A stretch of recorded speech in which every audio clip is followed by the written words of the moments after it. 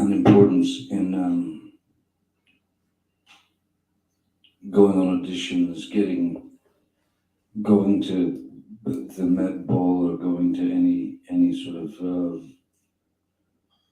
premiere or opening or whatever, where she could be photographed. The question, Your Honor. Sorry? I believe he was responding to what he meant by what he wrote in his text And message. then he said it meant exactly what the word said, and now he's going beyond. All right, let's say the judge. Next question. Thank you, Mr. Rodenborn. So if you could just answer the question, Mr. Depp, please. Direct your attention just to your attorney, okay? Sorry, Your Honor. Mr. Depp, last week, Mr. Rodenborn showed you an audio recording where you referenced your finger getting cut off in Australia. Do you recall that? Yes. Okay. I'd like to play a different portion of that recording that came before the portion that Mr. Rodenborn played. So if we could please pull up Plaintiff's Exhibit 343, and we will be playing the portion from at 1 hour, 54 minutes, 11 seconds to 1 hour, 56 minutes, 10 seconds. It's early, it's quick, it's so not, you're not interested in not fighting. You are guaranteeing a fight. When you do that, and I've told you this so many times, you guarantee if you were interested in not fighting, you would be respectful because you needed the space to make you be careful not to perpetuate the fight longer by saying, I need a few minutes, and then actually honoring that. How can I trust you that it will be a few minutes when you've done this in the past and disappeared for hours? You know, I thought about it, you in Australia about this. I said, baby, I want to trust you. It's hard for me not to try and work it out. If you want to be the person that's like, I need to pull down, help me do that, give that to you. But I can't give it to you if you always let me down and fuck up and forget. Because I gave you a time limit, because I said I'll be back in 3 minutes. So I'm just, No, it's if that different. happens, if it happens, It's different. You never. if it happens, I'm just gonna say, look, I need some time. That's it. Telling you that will make it worse. No, I guarantee you it will. if you're stuck in throwing punches, I'm not talking about throwing punches. I'm talking about an argument. right. In arguments, you tend to throw punches. I'm talking about arguments. I'm not talking about the times when it's got physical. I'm talking about arguments. I'm talking about arguments. I'm talking about arguments. Yes, in our argument, Earlier and earlier and earlier now. You split. You take off right away. You don't deal with the issue. You don't deal with the confrontation, and you split. Whether it is, and then you do it for an undetermined amount of time. You do it without actually respecting me. You do give me a time, like say I need a few minutes. You There was never. a mention about Ms. Heard getting mad about something in Australia. What Mr. did Depp, Ms. whose Heard get mad voices at can you about hear in Australia? That audio recording. Ms. Hertz and myself. And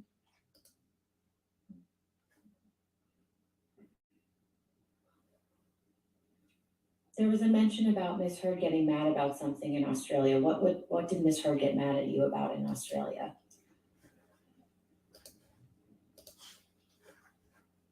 There were many Australia. There were many instances, many where Ms. Heard. The one that was the day when my tip of my finger disappeared. That had to do with a phone call. When she arrived in Australia, she complained that an attorney who was explaining to her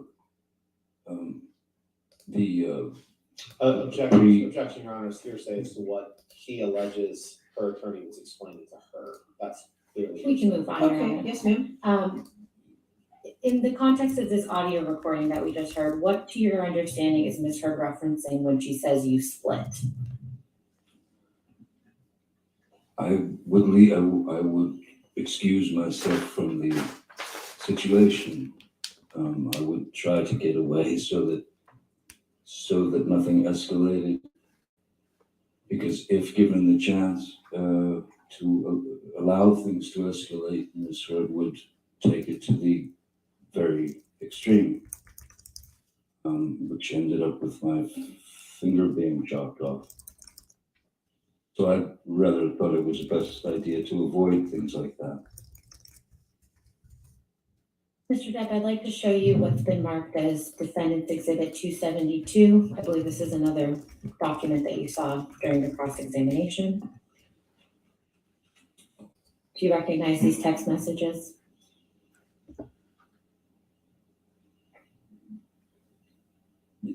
Yes, And these were after your detox on the island, is that right?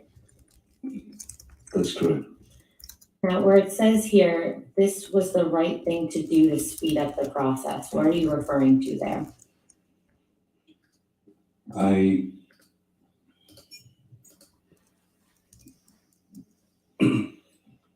When we were on the island and I was going through the process of detoxing from the opiates, which was a very unpleasant and powerful, painful process. It wasn't working with Ms. Heard there. I could not properly detox, as every day was another problem or this or that. So I asked to leave the island and go back to Los Angeles, and I asked Ms. Heard if she would please allow me to get a bungalow at the Beverly Hills Hotel where she and her friends could go for, I needed 5 days, 6 days, 7 days, anything I could get where I could finish the detox by myself without any unnecessary interruptions or unpleasant interruptions. To which she replied that she was felt like I was throwing her out and abandoning her, and after all she had done for me. When the fact is, though, no matter what I wrote to her mother and to her, I needed the time, because I would have gone straight back to the pills. I would have not been able to detox properly without that time alone.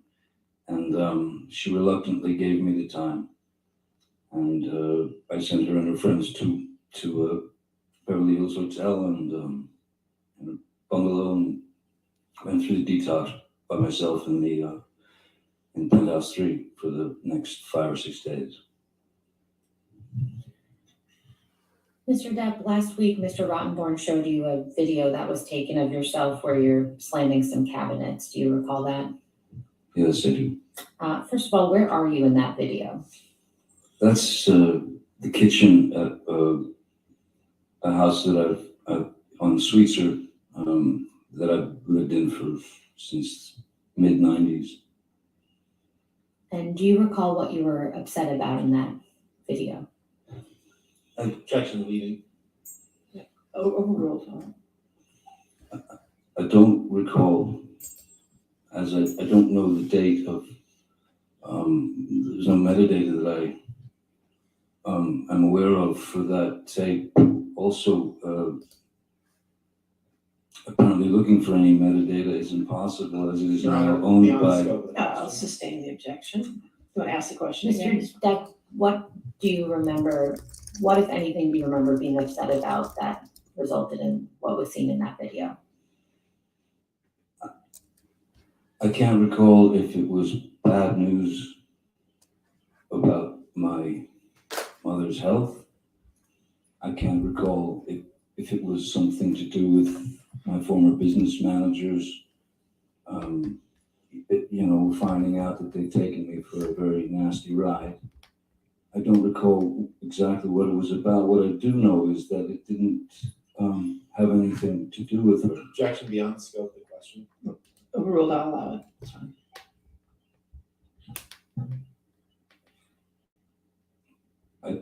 There was nothing between us before she entered that room. It was me alone. Okay.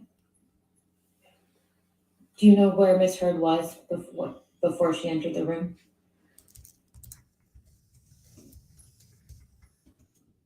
I assumed that she was up in the, she'd gotten out of bed and gotten dressed and come downstairs.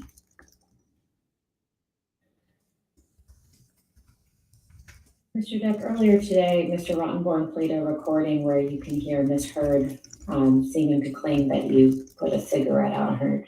Do you remember that? I remember hearing that, yes. I'd like to play you another recording, which is Plaintiff's Exhibit 365. Okay. And this is, for the record, an 11-second recording, so we'll be putting in the entire. All right. Any objection to 365? No, All right, 365 in evidence.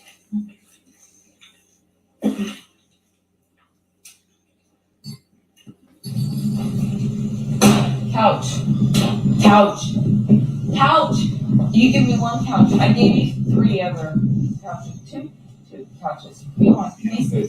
Please give me a couch. What do you want? Couch. Couch, right. What do you want? I want a couch. I want a couch. Yeah. Agree, please. So you said you agreed Couch, when agree. you started talking. I want to stop right. Have I been fun? Yes. Your Honor, she said this was Everything you 11 said has seconds. been nasty and provoking and mean-spirited. Not you. And no, I'm not saying that. You asked that. I'm sorry, I think I misspoke. I may have been 45. I may have misremembered. She said It's it was a. 11 seconds long. I apologize. I misremembered. All right, it's in evidence. It may help if we ask them to move the media player so we can see it too. We do have it on the screen, so. Okay, it's For the 45. last second, probably because we didn't publish it. Okay. Okay. Can we play that? Thank you. Couch. You give me one couch. I gave you 3 other couches. 2 couches. What do you want? You don't pay attention to this. Please give me a couch. What do you want? Couch. Couch, right. What do you want? I want a couch. I want a couch. Yeah. Agree, please. So you said you agreed Couch, when we agree. started talking. I want to stop right. Have I been fun? Yes. Everything you said has been nasty and provoking and mean-spirited. Not you. And then, no, I'm not saying that. You asked me yours. By the way, you just threw a fucking cigarette on me. Mr. Depp, do you recognize what's in that recording? Do I recognize what's in the recording? Yes.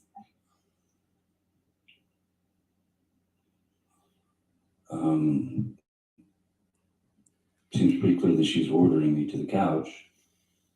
Oh, ordering him to the couch. Go Okay. through with again, avoiding confrontation. What the trying to avoid fuck? Confrontation in any way.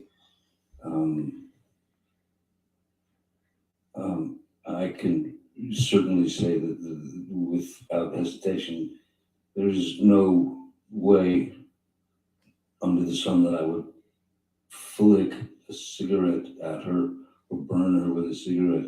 If I flicked ashes and an ash got on her, but she's certainly not screaming out in pain as if a cigarette is being put out on her. That's ludicrous.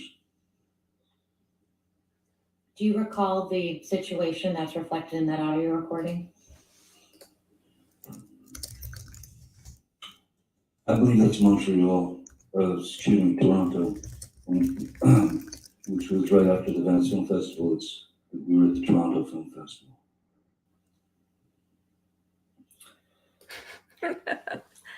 Mr. Depp, I'd like to ask you about a couple text messages from May 22nd, 2016 that Mr. Rottenborn asked you about earlier. Yes. And And before I do, could you please remind the jury what was going on between you and Ms. Hurd on May 22nd, 2016? On May 22nd,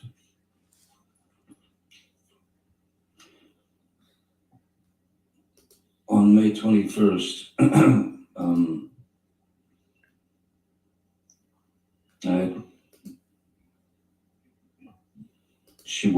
I hadn't seen her since the 22nd of April, her birthday, which was when I left at 4:30 in the morning. I believe, Objection, Your Honor, this is cumulative, he's already gone through all of this in his direct examination, and she asked him what was happening on May 22nd, and he's getting into what happened on May 21st, we've already been through this. I It's not believe stopped you that before, He's dumbass. providing context for where they I think were on we the can- we can 22nd, vote but this way. if you could, Mr. Depp, please explain where you were on the 22nd of May in 2016. as far as I can remember, on May 22nd, 2016, I was Right?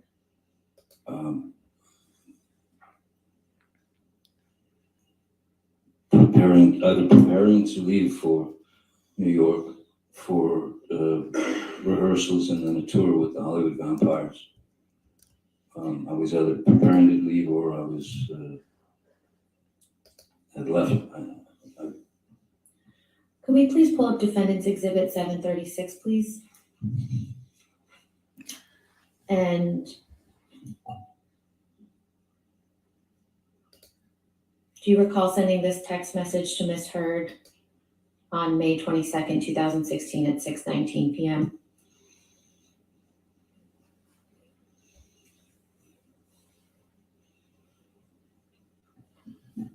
Yes, I do.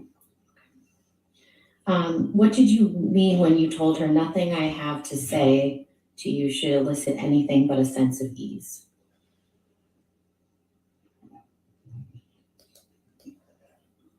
It was essentially, for me, I was bringing up what I had spoken to her about before, which was a peaceful resolution to the problems, a peaceful resolution in terms of a peaceful and private, and quiet and calm divorce. Calm And divorce. so that's why I say it shouldn't elicit anything but a sense of ease, because it was not about, I didn't want to argue. I didn't want anything but to end the marriage in the kindest way possible for all, her family, my family, her, myself, etc. And what did you mean when you said all my love and profound apologies? Profound apologies is that it just didn't work. We just could not work. There was no Clearly. way. And I had to try to put a peaceful end, a peaceful stop to the endless opportunities for these constant arguments. If I didn't put a stop to it, then, I mean, if I didn't try to put a peaceful stop to it, peaceful end to it, and if you don't stop it yourself, it'll stop you. It'll stop you, and you don't know what that could be. But it was horrific, and I wanted her out of it, and I wanted out of it. No one deserves to live like that. No one deserves to live like that. Not her, not me, not anyone. So I just wanted a smooth exit for both of us. That's all I was looking for. Mr. Depp, yes, or last week, Mr. Rottenborn played a clip from an audio recording where Miss Heard told you that you vomit in your sleep a lot. Do you remember that recording? Yes, I do.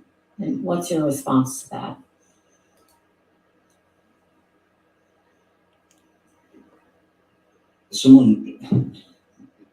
When someone tells you that you vomit, because you didn't tell me, I heard it in court. When someone brings up the fact that you vomit in your sleep every night, and well, at first I think you'd be aware of it. And also, I think the first thing that I would do is seek medical attention. It didn't exist. I'd never vomited in my sleep every night. There were times when I would get, yes, physically ill from the endless shots that you take when you're just you're unable to take it anymore, and it does affect you physically after a while. So I would have to leave and go and vomit when fights got into these surreal and absurd and horrible places.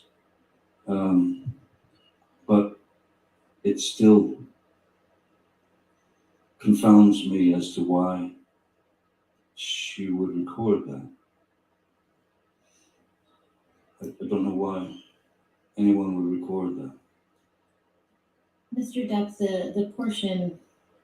the clip that Mr. Rottenborn played was from Defendant's Exhibit 839, and just for the record, this is a portion of a larger recording which is reflected in Plaintiff's Exhibit 342. So with the court's permission, I'd like to play a clip from Plaintiff's Exhibit 342. And the portion I'd like to play is at 19 minutes, 40 seconds to 25 minutes, 25 seconds. Do you have 342 already in evidence? I don't believe so, Your Honor. No, so you want to put 342, it's just the entire audio in. Yes, I don't believe that there's anyone else in this audio recording, Your Honor. Okay, 342, any objection? As long as there's.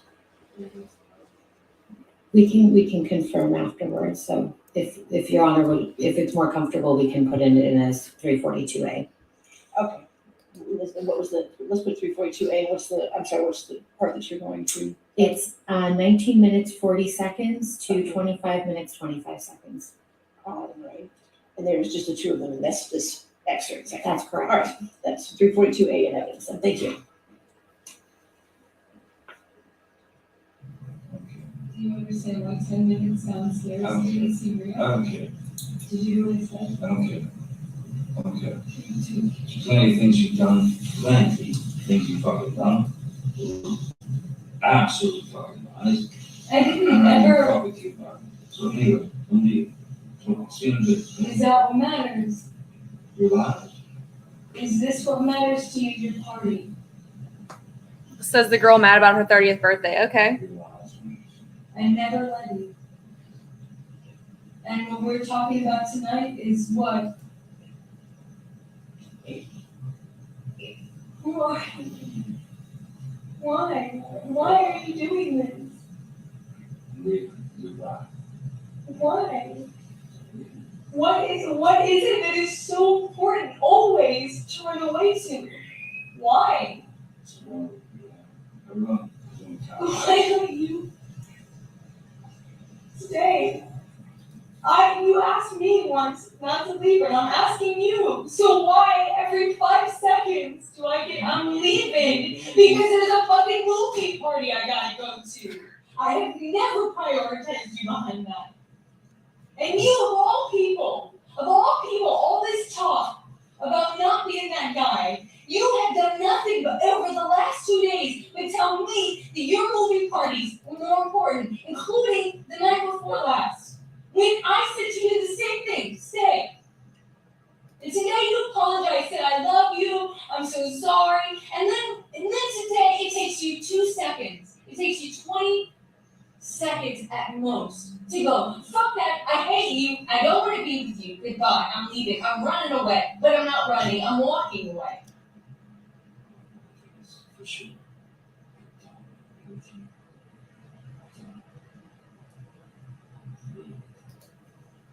Then if you don't want to be with me in life, then you need to actually do it. You need to actually take off your ring and forget that 5 hours ago you said the opposite.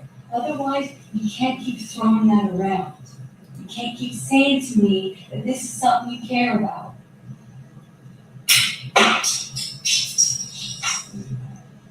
So I want to throw it to you. For you, from all this bitch, from all this, these rules, all this. Rules? Because I asked you to stay. Because Because I asked you to stay. no, because you're fucking. What was it? What was it when you asked me to You're stay? in the ass. What was it when you asked me I to can't stay? stand it. What was it when you asked me to stay? In Australia, you said you promised me not to leave. You said you promised me not to leave. What did I do? What did I do? What did I do? Did I stay or did I leave? You changed. Did I stay or did I leave? You stayed and you didn't change. You stayed. Yes, you were coming. So I stayed. And I've been in cunt ever since, which is why you told me about every other day how you couldn't imagine your life without me, including today. So which one, does that seem normal to you? Does that seem normal to you?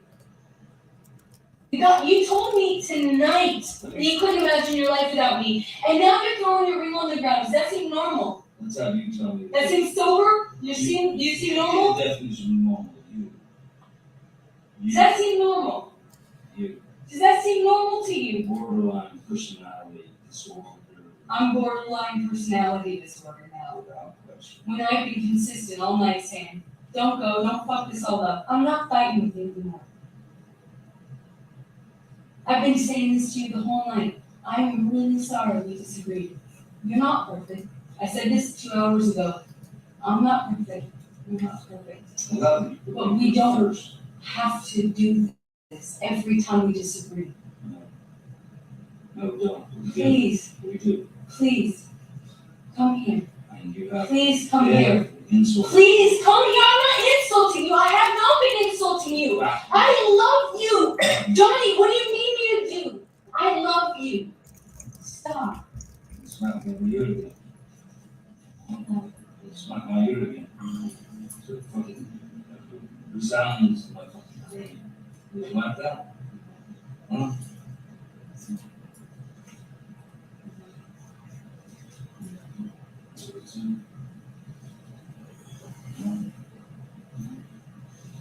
I don't love you that much. I do not love you that much. Give of myself. You know, I will not give of myself. And you want me to fucking be some kind of cursed peddling parrot or a fucking weird frenzied dog. No, won't be. No. Frenzied dog, I'm trying to talk to Or your goddamn fucking lover with a crazy confrontation. I'm not gonna be that shit. Baby, stop. I want to be with you. I wish she would stop this voice. Jesus Christ. No one's fighting. I'm making this up. That, above all else, is an insult.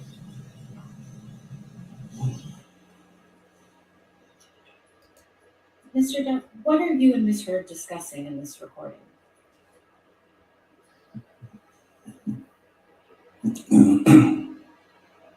Is another argument that is apparently not an argument to her.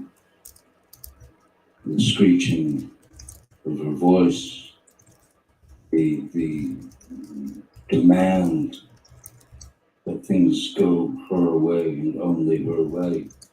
I was done, and I think I stated clearly, I don't want to be with you. I don't want to be with you. I'm not going to be a parrot on a or some, little dog that runs through hoops for you. I ain't gonna do that. And I wanted out. She said, take your ring off. She still wouldn't let me leave. I did, and she still wouldn't let me leave. So it's just another example of kind of being nailed in one spot and not allowed to do anything but react to her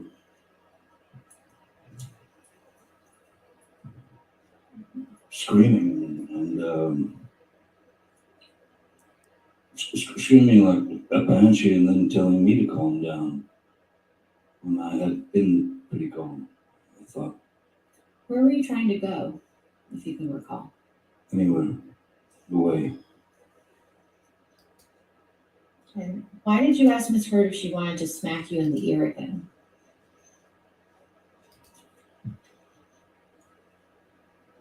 She had given me a good chop in the ear, one of those where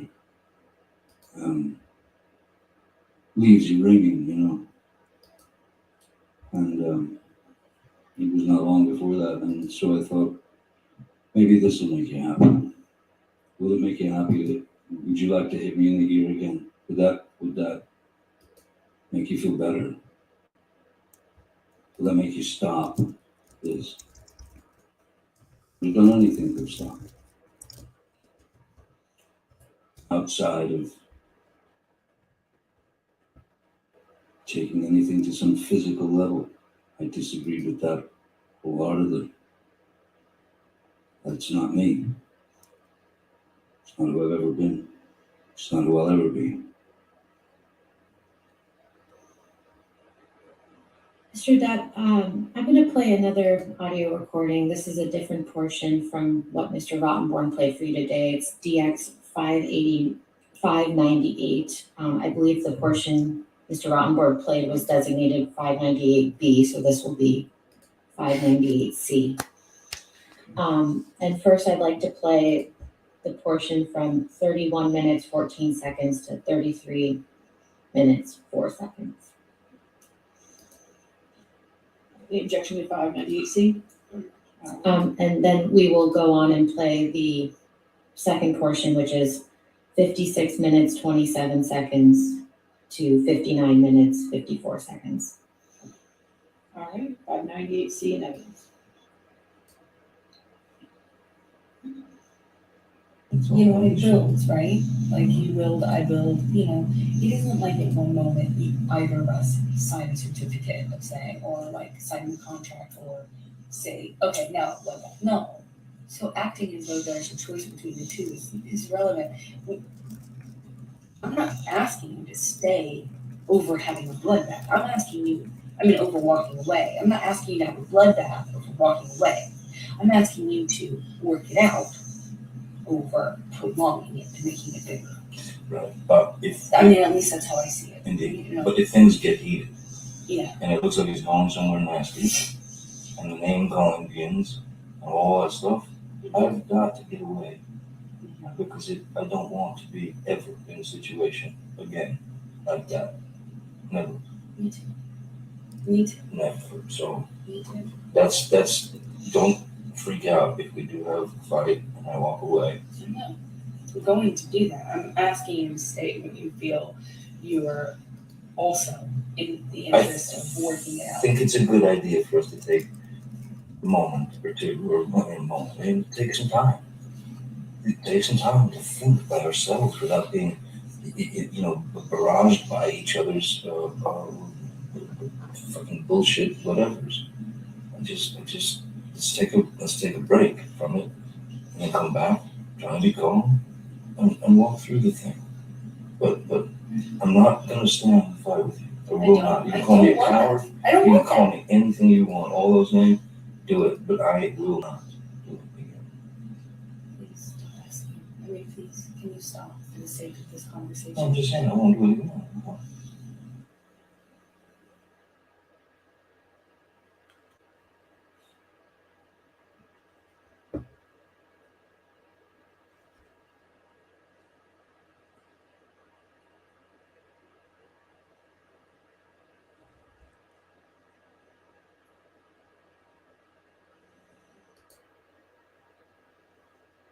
Okay, great. Then let's take our space and let's not do this anymore because I'm really getting frustrated. And I'm really sick of this argument.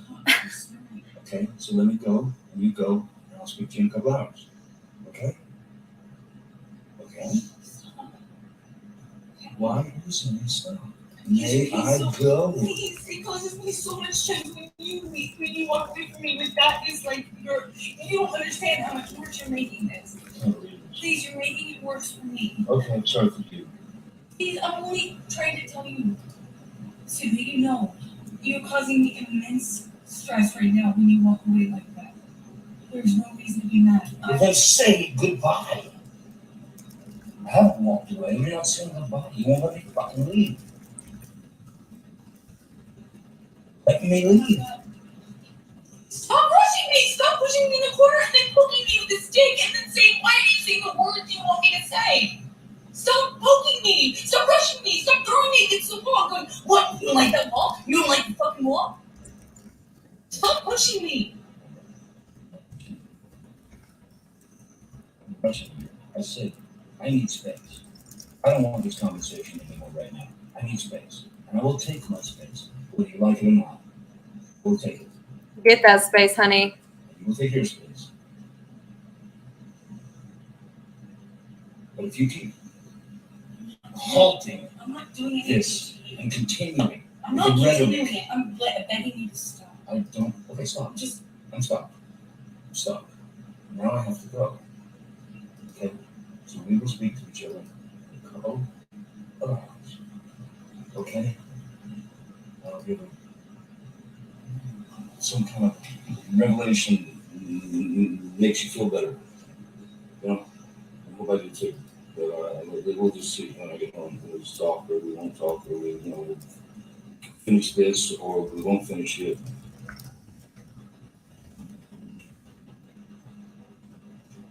This is not love. This is not happiness. This is not. Please stop. Please, it causes so much fucking stress. I'm gonna die at this age. I'm gonna fucking die. You're causing me so much stress. Please stop. Please, I feel like I have a heart attack almost every day. Please stop. Please stop doing it. Please stop. He's so fucking mean. Why are you with me? Please stop. Please stop. I've been begging you not to fight. I just said, can we please have a normal argument? Just even a normal conversation, fucking normal argument. And for the last hour, I've been begging you to please just leave it at that. Let's just go on with our night. I would have been able to come in with you. We would have been able to let it go in a few minutes. It would have been fine. If we allowed ourselves to have fucking normal arguments. Please, you're killing me with this. You're killing me. You're fucking killing me. Fuck.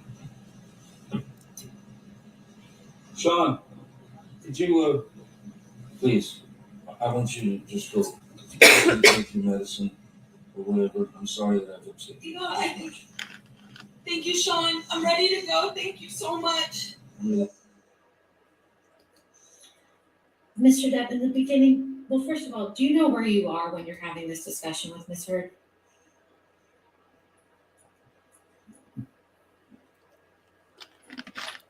The only, the only clue that I have is that Sean is being called. I called Sean and said to drive her home, or I believe it was probably at Sweetser, so then she could drive back. He would drive her back to downtown House 3. With she didn't seem in any shape to drive to me. And earlier in the clip, there was a reference to a bloodbath. What does that mean in the context of that conversation? I don't know. But again, it seems like some word that was it became Objection, part Your of it. Honor. He said he doesn't know. All right, I'll sustain objection. Next question.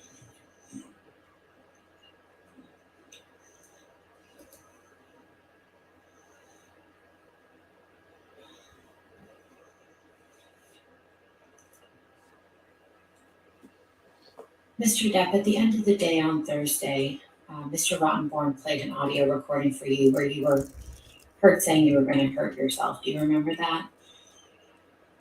Yes, I do. Okay, and I'm not going to play that audio recording again. It seemed upsetting to you, but I do want to ask you a couple questions about that, okay? Sure. Could you please tell the jury when that recording is from?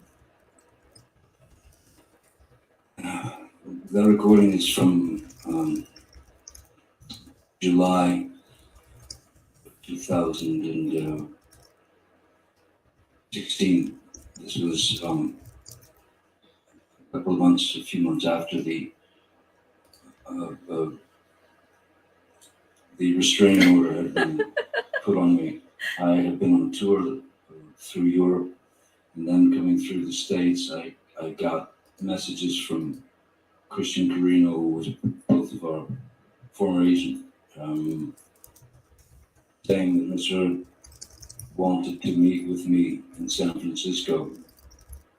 We had one of our last dates on the tour was San Francisco, and I was confused as to why Ms. Heard wanted to meet with me, especially since I was under a court order not to come within, I don't know, 100, 200 feet or something of her. So at first I said, Objection, Your Honor. The question was simply, do you remember when that was from? That's what you asked. So, where were you when that recording was taken? that was in San Francisco at a hotel room. So we went to a hotel room so that we could finish the discussion that you wanted to have with me. And how did that discussion go? Not particularly well. I was quite confused as to why I had been summoned to her at that point, since all the news was just about the fact that I had allegedly done all these horrible things to her, and so I was talked into going there. I went and met with her in hopes that she would retract her lies that the world was now had been fed, and in no way was she ready to do that, and I couldn't understand why I was there. Everything had been taken from me. My children couldn't escape the fact that all this had gone down. So I Objection, was Your Honor. The question was, how did the discussion go? Let's talk about this children. um, Way beyond the scope. just talking. Sir, just wait for the objection. I think he's describing the context around that conversation. It's way beyond the scope. I'll sustain the objection. Next question. Mr. Depp, why were you threatening to hurt yourself in that audio recording? In fact, I wasn't threatening to hurt myself. I thought that Ms. Heard had brought me to San Francisco. At that point, it was clear she was under false pretenses. I don't know what she was after. So I had a knife in my pocket, and I just took the knife out and I said, "Here, cut me." That's what you want to do. Ultimately, you've taken everything. You want my blood? Take it. Have my blood. And then she said, no. And then I said, look, if you're not going to take it, you want it. I know you want it. That's all I've got left. Take it. If she wasn't going to do it, I would have done it. Because that's psychologically, emotionally where I was. I was at the end. I was broken. Not only had I had to deal with everything from coming in from, arrows from all over the world, but now I don't know what she's trying to do. So I just thought the only answer is here, cut me, take my blood. That's all I've got left to give you. And obviously, there was no threat to Ms. Heard with that knife. It was about spilling my blood because I thought that's what the only thing she didn't have at that point. And I was broken and really just at the end, couldn't take it anymore. It's I thought everybody, I know that that's his job, but that was quite cruel. Objection, Your Honor, we're well beyond this. I'll sustain the objection. Next question. Finally, I'd like to play a portion from Plaintiff's Exhibit 357, specifically the portions at 18 minutes 43 seconds through 21 minutes 46 seconds. 357, is that right? 357, yes. All right, so is this going to be another one where it's going to be an A, or is this going to be all that's going to be offered? Why don't we go with A? Did we We're going say? with A. Could you give me the numbers again, just so I have for the record? What are you going to play? It is 357, beginning at 18 minutes 43 seconds through 21 minutes 46 seconds.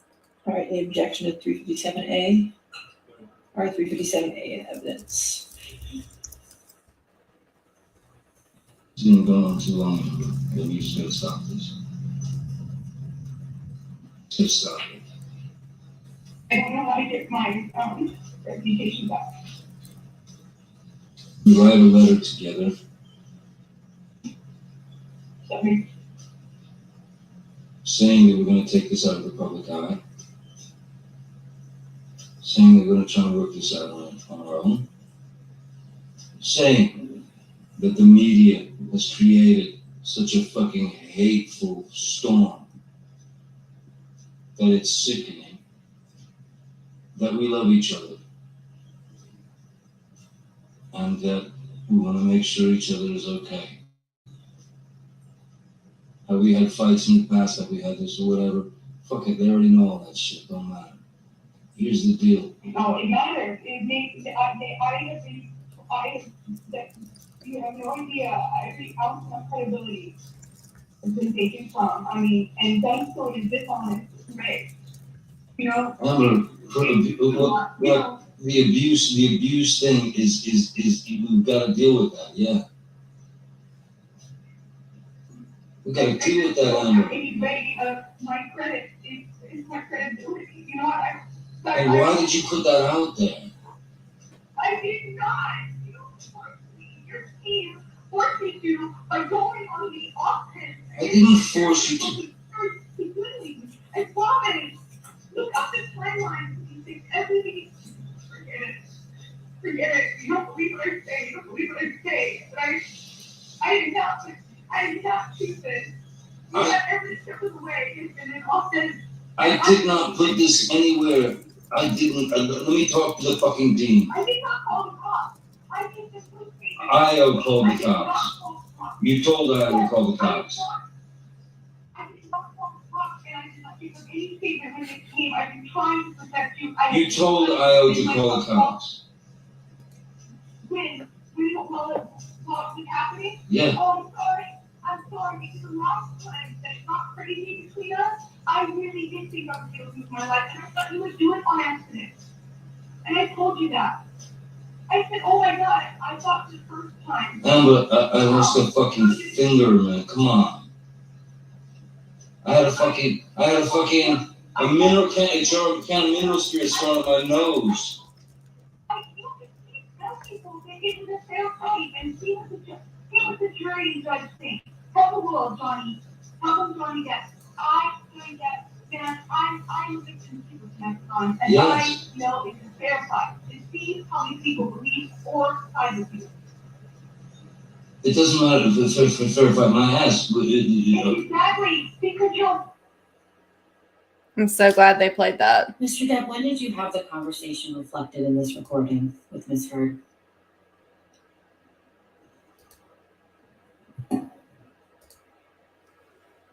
I can't recall exactly when it was. What's your best estimate?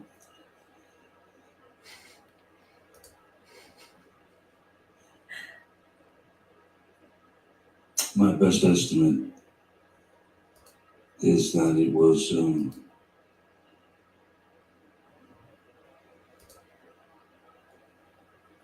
before quite a while before the meeting in San Francisco in July. Excuse me. How far after May 21st, 2016 do you think that conversation was?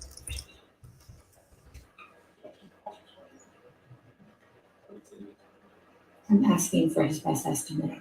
Allow you to answer this one. So could you ask again? I was distracted. How long after May 21st, 2016 do you believe that conversation took place?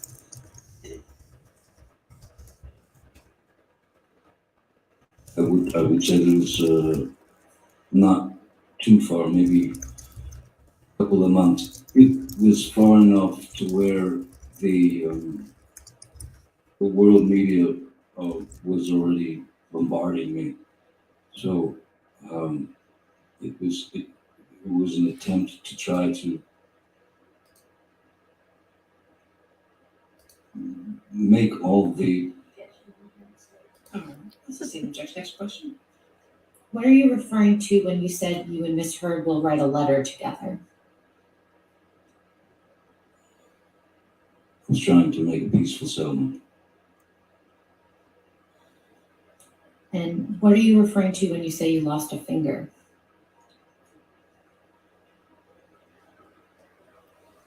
A very large bottle of vodka severing my middle finger in Australia.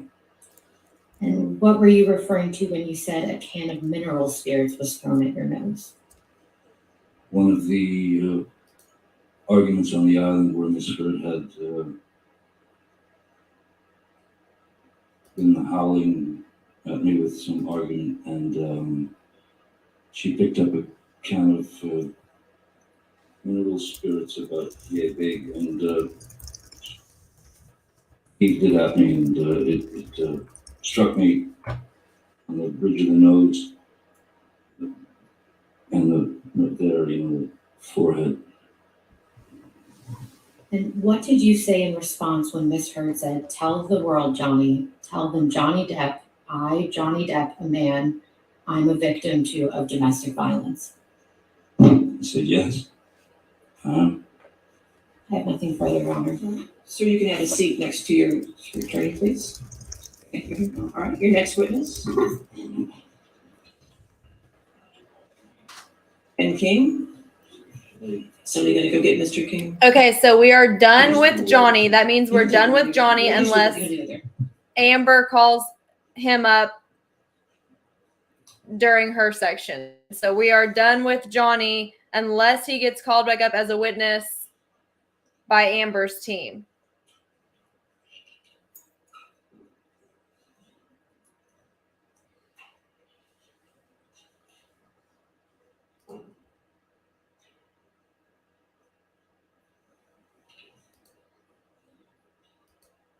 I'm not going to lie. I'm going to miss his pettiness, y'all. He was the hysterics. We haven't had something that good since Isaac went.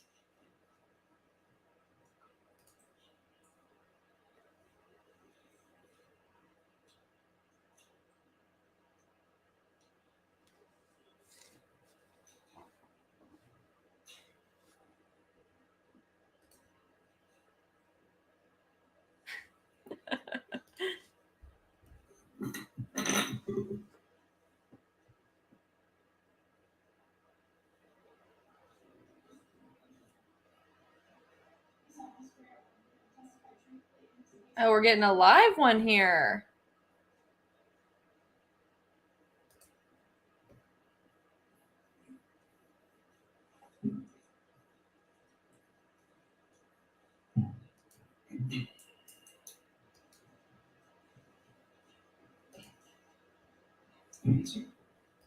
And good afternoon, Mr. King. Good afternoon. Would you please state your full name for the record? Ben King, And Mr. King, can you briefly tell us where you're from? London, Central London. Can you tell us a little bit about your background? What's your occupation? I'm a house manager, a personal assistant presently with an individual who also lives in Central London. Can you lean into the microphone a little bit? Yeah, more? sure. So, Sorry. Okay, Nick, did you say you're a house manager? that's right. Personal assistant, house manager. And can you just tell those of us in the courtroom who aren't familiar, what does that mean? I work presently for a gentleman who's in the entertainment industry, and I manage his property, a large apartment in Central London, take care of the daily needs and running of that, oversight of the staff, and travelling with him when needed and things like that. And how long have you been in this occupation? Since about 1991, I started in private services, if you like, in house management, in butlering, in that stuff. Typically based around London? Correct. I started work in London. Was my first big job at Buckingham Palace, funnily enough, for 4 years, and then I continued in different positions, full time and self-employed, freelance capacity for many years as well. Just generally, can you tell us, and without getting into any specifics, but what type of people would you say you did provide these services for? Generally high net worth people, individuals or families, residences.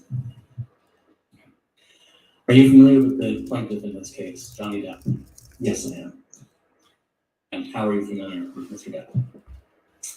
I met and worked for Mr. Depp in 2014 and subsequently a couple of times after that. Okay. And can you briefly just explain to the jury how it came to be that you were working for Mr. Depp? Sure. Yes, at that point I was working in a freelance, self-employed capacity. A lot of my jobs came through friends of friends, personal recommendations, etc. And I was asked by a friend of a friend on this occasion, would I be available to go and manage a property where Mr. Depp was going to be staying for about a month in Central London. Was I available? Would I be willing to do it? And I was available at that point, and so I said yes. Yeah, absolutely. And just to make sure we're on the same page, what time frame are we talking about here? That was August 2014. And did you in fact end up working for Mr. Depp in that time frame? I did, yes. Now, just to clarify, were you employed by Mr. Depp? No. So who was your employer? I was paid through a large hotel which was close by to the house, who also they provided the housekeeper who was working with us for that month as well. So I was paid through them. Can you just generally explain to us what kind of work you were doing for Mr. Depp and the term in this time frame? Sure, yeah, it was the setup of the house, basically. Setting up the house initially, which meant ahead of the principals arriving, which meant making sure all the linens were in place for the bedrooms. It was a sizable property. And just organising everything ahead of their arrival. Once they arrived, it was the management of that property, the oversight of it, and the day-to-day running. So the service, like butler service, and managing the housekeeper day-to-day through that whole month. And when you refer to the principals, who were you referring to? Mr. Depp and Ms. Heard. Where exactly were you working in London at this point? Just kind of describe for us the house. This was in Mayfair. It was a large townhouse in an old building, but it was very contemporary inside, modern, furnished, very modern sort of way. Quite spacious, maybe 4 or 5 bedrooms, I think. A small indoor pool, a small gym. Quite an open plan layout throughout the house. And how long were they there? For the month, essentially, yes. Can you tell us just generally what hours you would typically work in a day while you were working for them in London in this time frame? Yeah, approximately, it depended on what was going on, but generally 7 or 8 in the morning till 7 or 8 in the evening. Typically, there was a chef employed as well. Russell, brilliant chef. He tended to say after I left in the evening, he would cook dinner, serve dinner, and thankfully cleaned up after dinner, so I could leave sort of early to mid-evening, usually most days. Unless we had guests, unless there were guests or other things going on. During your time managing the house for Mr. Depp and Miss Heard in 2014, did you have occasion to observe the interactions between Mr. Depp and Miss Heard? Yes, absolutely. How often? Most days, I would say. Pretty much most days through that period. And did you yourself interact with Mr. Depp and Miss Heard? Yes, also daily, I would say. Which of them would you say, or did you see one of them more often than the other? Miss Heard was there. Mr. Depp was, the reason I think they rented the house was because Mr. Depp was working at a studio. I think it was Mordecai, the movie. So Miss Heard was there at the house most of the days. Mr. Depp often went to work and came back later on in that evening, that day. How would you generally describe the interactions that you observed between Mr. Depp and Miss Heard? Initially, very sort of loving towards each other, nice couple. Mr. Depp was always a gentleman and keen to make sure Miss Heard was taken care of, anything she needed, often pour a glass of wine for her.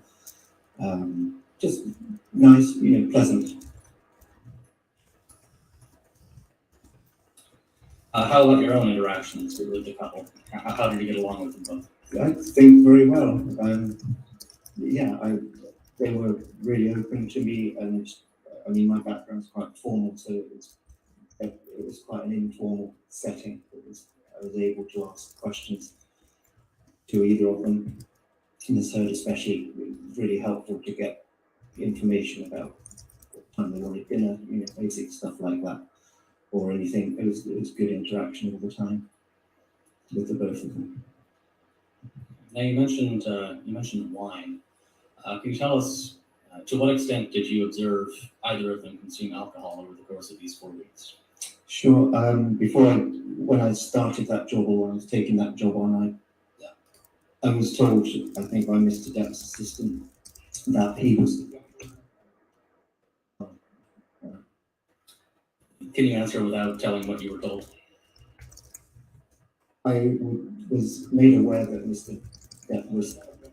Can you put your microphone on? Okay. In objection, he's explaining what he's been told, and now he said I was informed. I don't think it's offered for the truth, Your Honor. I think it's just offered to explain his own behavior towards the fellow. Okay.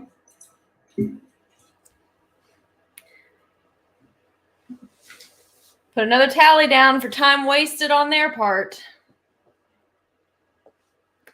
If you're watching live on TikTok, I'm not paying any attention to the comment section. I'm only paying attention to comments on YouTube. So if you're wanting to join the live conversation, you'll need to switch to YouTube to join into that.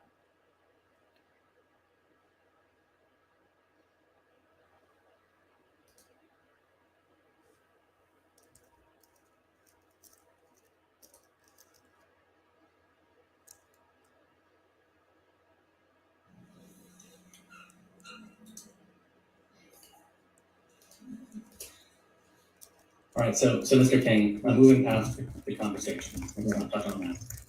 But just in general, can you describe the alcohol consumption that you personally observed and what you personally witnessed? Sure. I didn't see Mr. Depp consume any alcohol during that time in London. There was a large consignment of wine that had been delivered to the house at the start of the visit. Many cases that I had to find a place to store. And generally speaking, on day to day, about 1 or 2 bottles of red wine were consumed per day. I think that's fair to say. Did you ever observe Mr. Depp drink any of the wine? No, I didn't. Did you ever observe Ms. Heard drink any of the wine? Yes, I did. Regularly? Daily.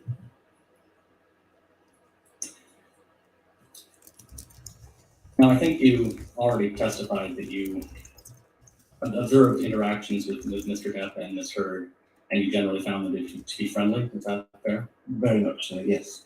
Were there any exceptions to that? Towards me? I'll rephrase. Did you ever observe any arguments between the two? Yes, I did. I'll allow this one. You can answer. Oh, yes, I did, yeah. Okay, and can you describe for us the arguments that you observed? I can describe 2 of them, certainly. There were a few arguments on that during that month. Let's just start with those 2. Okay. The first one I remember was an evening. Actually, they were both the ones I recall were, and I was close to, were evenings. This first particular evening, the couple were due to go out for dinner, I guess. I know the car was waiting in the little courtyard there, ready for them to go, and security were waiting to take them. I was waiting to see them out into the car. I was at the foot of on the ground floor level, to wait to see them out, essentially. And the first thing I heard was Miss Heard shouting upstairs in the master suite where they were getting ready to leave. I heard her shout something, I don't recall what. I was in the vicinity, I wasn't really there to listen. And I heard footsteps, loud footsteps, sort of going across. There's like a corridor, if you like, to the top of those stairs that went around the master suite. Loud footsteps, and then more footsteps following, more shouting. And that sort of went on for some time. I mean, I knew that what time they needed to leave. I don't recall what time that was, but I knew they were supposed to have left already. And it went on for a bit. Do you recall how that first fight or argument resolved? No, not necessarily. I mean, I know that they left eventually, albeit late. I don't know how it really resolved, because I made myself busy, but not going too far away from the door to make sure I saw them out. All right, and then what about the second argument that you mentioned? Second one, I was pretty much in the same vicinity, the same room on the ground floor. Again, the couple were in the TV room, I think, which was off the main sitting room, early evening. I was going about my early evening duties, replenishing drinks close by, lighting the fire, lighting candles, whatever it might be.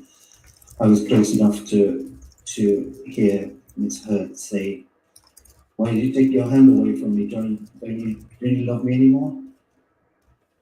Like, not in a playful way, I might add. And I think he replied, "Of course I do, don't be silly, of course I do." And it kind of launched from that point. And at one point, Mr. Depp got up and went to the bathroom or went upstairs, and I was sort of scuttling around out of the way because I wasn't there listening. I was just there doing my stuff in and around them. Yeah, it was a strange, sort of banal way to start an argument. But how would you describe Miss Heard's tone when she said, "Why did you take your hand away, Johnny?" Accusatory, spoiled teenage child, maybe. Is that fair? Pretty, not playfully, let's put it that way, more angrily. Over the course of the 4 weeks in August and September 2014, when you were working with Mr. Depp and Ms. Heard in London, Yes. Did you ever observe any physical violence of any kind between the two? No, I didn't. Did you ever observe any injuries on either one? No, neither of them. After those 4 weeks, did you ever work for Mr. Depp or Ms. Heard again? I did, a couple of occasions. The following year was the first one, the following spring. Okay, and where was that? in Australia. And was it unusual for you to be in Australia? In Australia, maybe, but not unusual for me to travel for clients for my assignments to wherever it was needed. How exactly did it come about that you were in Australia with Mr. Depp? Towards the end of the London visit, Mr. Depp kindly said, thanks so much for looking after us. We really like you. Maybe if you're free next year and we can arrange it, we can make it happen. Perhaps you'll be able to come to Australia with us. I've got a film, Pirates 5. So I said, great, I'd love to. Obviously, I was freelance at the time, so it was going to be about 4 months' work. I think it was billed as. So I thought, yes, I wouldn't mind some of that. Thank you very much. And where in Australia were you staying? There's a Gold Coast. Yeah, it's sort of Brisbane area. Brisbane was the main airport, so it's about an hour's drive south of Brisbane. And do you recall when you arrived? I arrived on February the 4th. I know I flew on that day. Okay. How did your job responsibilities in Australia compare to your job responsibilities in London? Much the same, just on a bigger scale. The house was larger. There was a bit more setup to do, but essentially the same oversight of the house, responsible for it during the whole gig. And were you employed by Mr. Depp or Ms. Heard? No. Who were you employed by? Essentially by Disney, the production company affiliated with Disney, who were making the movie. I think their name was Herschel, was the production company. I think you said you arrived in Australia on February 4th, 2015. Do I have that right? Yes. Okay. How about Mr. Depp and Ms. Heard? When did they arrive? The setup for us was about a few weeks. I think they arrived towards the end of February 2015. And between your arrival and their arrival, what had you been doing? Just setting up the house. I lived on site. There was a guest house on site, a 2-bedroom, single-story guest house that I stayed in for those first couple of weeks, setting up the house and just getting everything ready during that time. And then I moved out to apartments, which we all had. A lot of the crew, the chef had an apartment. We all had apartments about a 30-minute drive south of the house. And so we're talking about this house in Australia. So can you kind of describe that property to us? Yes, it was a large house on a few acres of land. A 3-story house, 5 bedrooms, with 2 or 3 buildings within the grounds as well. A good sized house, beautiful location. How many entrances would you say it had? Entrances, many. Many certainly on the lower ground level out to the garden. On the first or on the main floor level, there were many entrances. Every room in that house had a balcony at least. Every room on the lower ground floor had a sliding door out. The utility room, the garage, the gym, everything. Obviously the front door. Many. On the main level, large glass sliding doors out to the pool area, which had a gazebo and steps down to the ground. Okay, and once Mr. Depp and Ms. Heard arrived to stay at this house, was anybody else staying in the house? Staying in the house, no. Or was anybody else staying on the grounds? On the property, yes. There was a couple there, caretaking couple, Sean and his wife, Sandra, who worked for the owner of the house. They lived on site essentially all the time. They were there pretty much throughout. And their house was, a couple of 100 yards away from the main house. And yes, security were there also.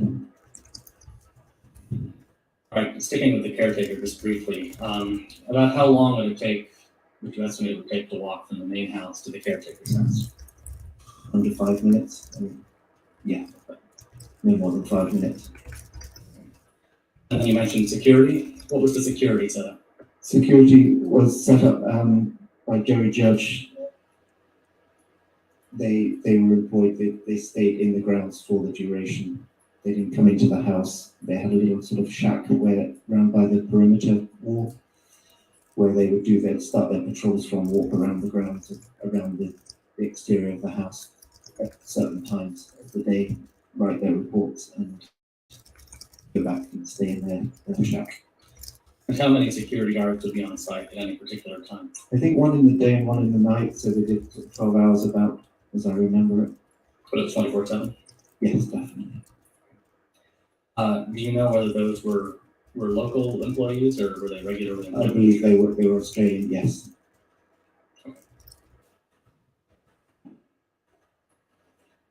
Now, I think you said you were not on the property 24/7, right? You had an apartment elsewhere? Correct, yeah, I kept the same hours as I did in London, essentially, Monday to Friday, 9 to 5, not quite, but 7, 8 a.m. till evening, till everything was set up and I could leave. And did you have an opportunity when you were in Australia to observe Mr. Depp and Ms. Heard's interactions with each other? Yes, of course. And how would you describe them? Initially very good, like in London, it seemed very pleasant towards each other. Did you observe any arguments? Yes, I had several. Okay, can you tell us a little bit about those? Yes, similar pattern, it seemed, to London arguments. One in particular was very similar to the second one in London. Started in the TV room, funnily enough. Loud voices, and Mr. Depp leaving the room, shutting the door, going to another room to play his guitar or to a bathroom, whatever. And Miss Heard closely following, opening the door or certainly rapping on the door. It seemed to continue. Give us an estimate about how many arguments you think you observed in this time frame, approximately. Several. I mean, we were there for several months, so certainly many more than in London. Did you observe any alcohol consumption in Australia by either of them? Yes, again, Miss Heard. I was again, part of my responsibilities was to provision the house and have everything set up for that. So I regularly bought red wine for Miss Heard, which she consumed, the same amount as in London, I think. And what amount is Generally that? speaking, 1 or 2 bottles a day.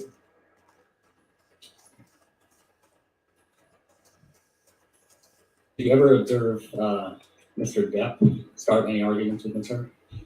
No, So hold on, objection. sorry. Yeah, can you put it right there? Leading, objection, leading. I'll just say it's leading. Okay. We can move on. Your question. Do you remember anything about Friday, March 6th, 2015? It was essentially a normal Friday, if you like, end of the week. Yay. Nothing extraordinary about that day. Did you come into work that day? Yes, yeah, I was there. Okay. Do you recall about what time you would have left the house on that day? I remember taking a photo of a beautiful sunset over the pool, sun would set over the pool and the creek.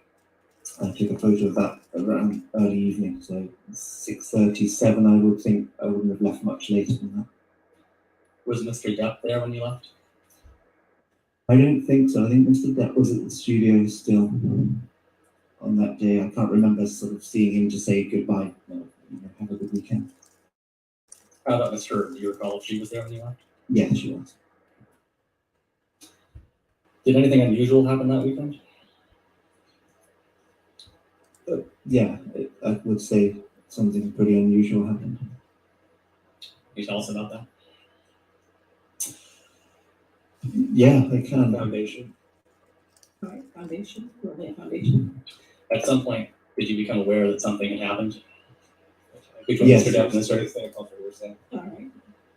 I'll sustain that objection. All right, turning to the following Sunday. This was, how much more do you have? It's time for afternoon break. I think we can, I have a little bit more, Your Honor, so I think maybe this could be a good time for a All break. right, let's go ahead and take our afternoon 15-minute break, ladies and gentlemen. Again, do not talk to any, but in case you don't do any outside research, okay? Yes, thank you.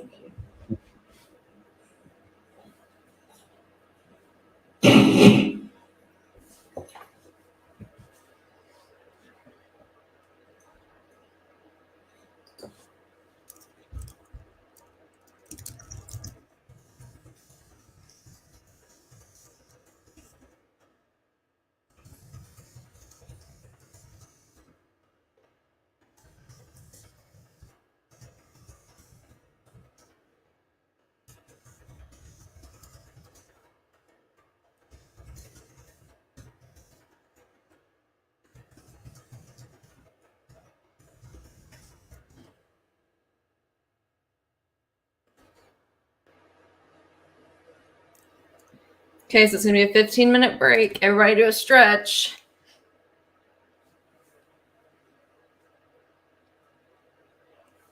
Everybody do a stretch.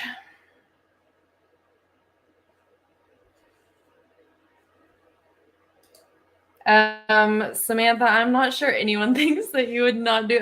The thing is, you might have done so much research before you would have even got called for jury duty that I don't think you would have made it past questioning. I mean that in the best way. They'd have been like, I think you know too much. You can't sit with us.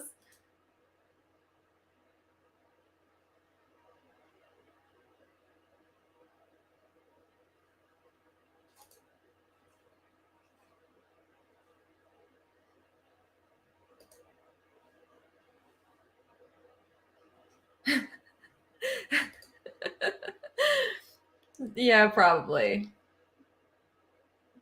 Samantha, did you send the Poopgate pics to people way before this trial started? Did you send them when the UK trial was going on?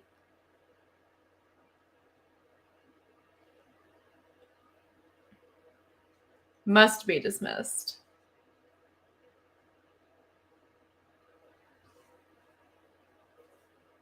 Okay, super quick synopsis. Well, here's what I can tell you, Bridget.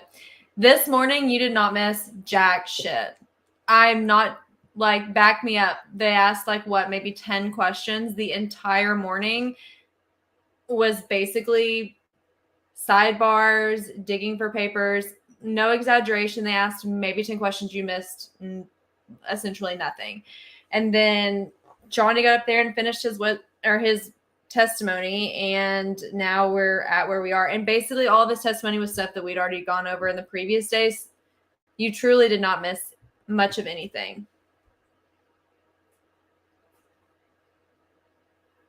Oh yeah, it's Poopgate. I got put in TT timeout over making the Poopgate video.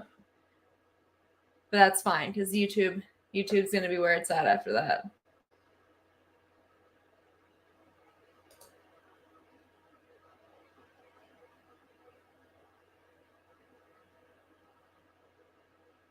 Okay, this is a complicated question.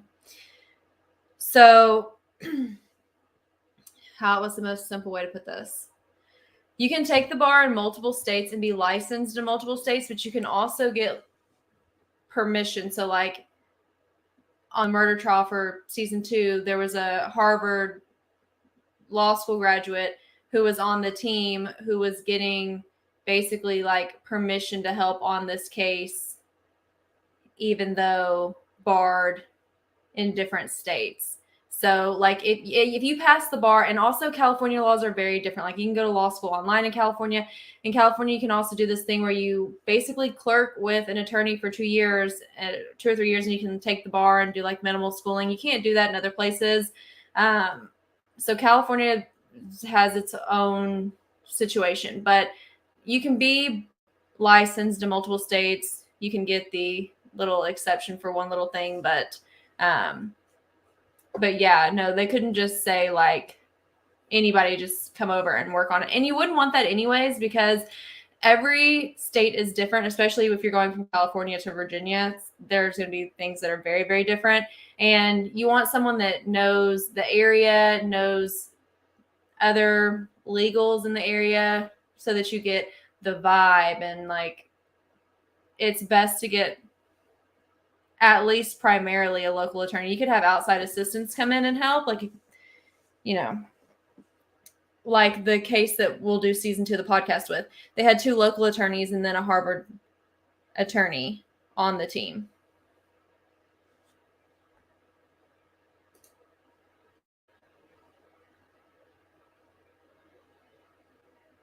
Johnny was a little bit sassy this morning. Maybe not in the best. It was a little less funny today. Okay, so yes. Samantha sent in this really funny, the Google review says he has 1.5 stars. Hysterical. I need to figure out how I can share my whole screen on here without sharing too much information so I can show you guys those pictures. Freaking hysterical.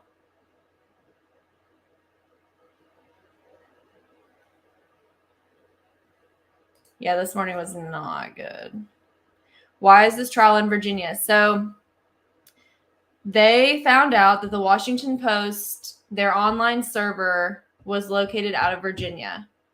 And then they liked some of the laws in Virginia better. So they chose Virginia, and then Virginia had grounds to hold this case because the server for the article which they are suing over is out of Virginia.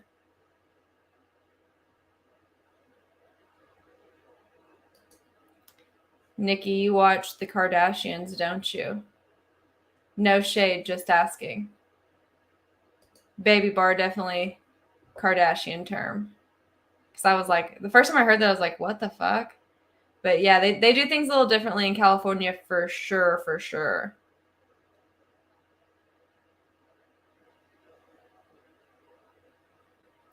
Okay, yeah, this joke was definitely worth sitting all morning.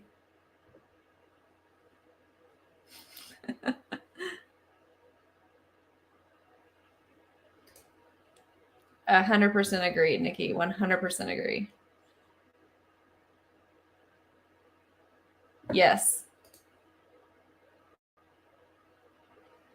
They did like this law better. And also, I'll tell you what, and they did not say this. This is me totally just telling my thoughts and opinions. But they are talking a lot about substance abuse and opioid use. And I don't know how familiar you all are with the opioid epidemic, but the Virginias play a big part of the history of all that getting started. And so I feel like that's going to be an area that was so steamrolled by the opioid epidemic that they're for sure going to know people that it has affected, and it might play to Johnny's advantage as far as the jury pool goes.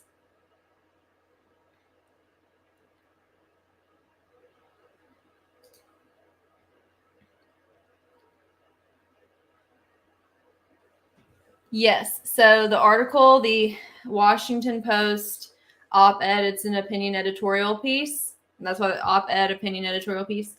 And it was published in 2018. And there's 3 specific statements out of that op-ed piece that Johnny's claiming are defamatory. And that's what this whole lawsuit is over.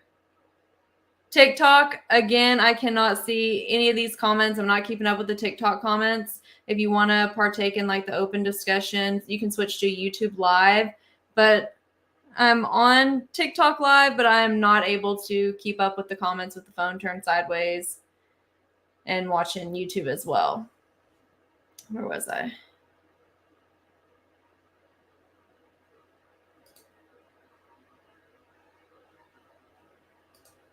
Yeah, I do think, I mean, Pirates is going to suffer without him for sure. I'm here to tell you right now, the Grindelwald movie suffered without him.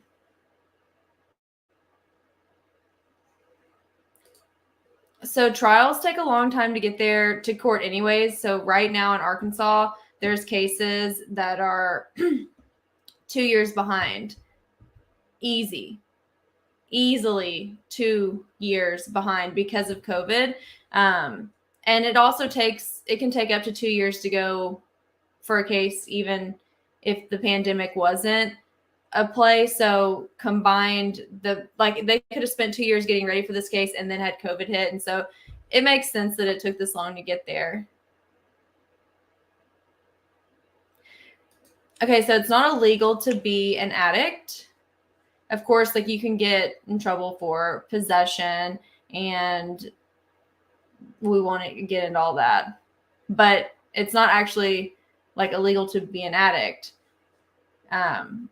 So no, he won't get in trouble for admitting that he's got a substance abuse issue. I actually like that he's talking about that because I care a lot about the opioid epidemic and like alcoholism. Those are two topics that I stay on top of. And so I like that he's talking about it openly because it's a thing that so many people deal with. You guaranteed you know somebody that was an addict, is an addict, which by the way, same thing. Like if someone has been sober for 10 years, typically the community will say, I'm an addict. I've been sober for 10 years. But just for like basic understanding, I'll say used to be an addict, is an addict, or someone that lost their battle to addiction. And there's no shame in that. Everybody knows somebody. And so I like that he's openly talking about it. I don't like that they're trying to say he's a piece of shit and an abuser because of the substance abuse. The two are not mutually exclusive. I'm not down with that. They've yet to prove that the substance abuse was linked to any type of abuse as far as this case goes. And they're just trying to distract you by dragging him and making it seem like, oh, well, he's an addict, he's a piece of shit. And I'm not down with that.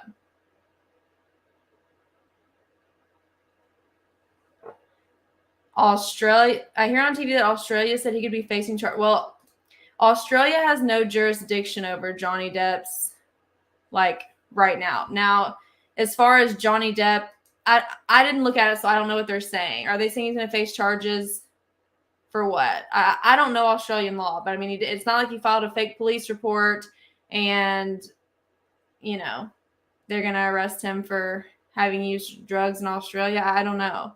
I'll Google that after this, but I don't know about that. I haven't seen anything about that. Oh, because of the sexual assault claim. I see. I was catching up. I've not seen that yet. I will look. There's also I don't know Australian law, so I was about to answer that about statute of limitations and whatnot, but I don't know I know nothing about Australian law, so I don't know. I think talking about addiction definitely humanizes him, and I'll tell you what else too. This is somebody that's like, yes, I'm not perfect. Here's all my problems. I've abused alcohol and substances and yada, yada, yada. I have a high tolerance. I think it gives him more credibility because he's like, y'all can drag me all you want to for being a lot of different things, but you are not going to call me a wife beater. Ooh, this is a good one.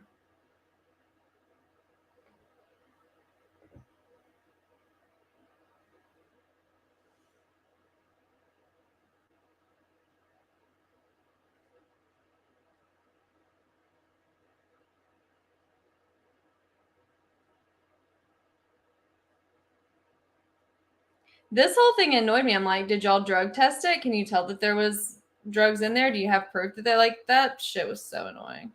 Also, we're talking about Hollywood, y'all. Come on. I mean, the drugs are definitely going down in Hollywood.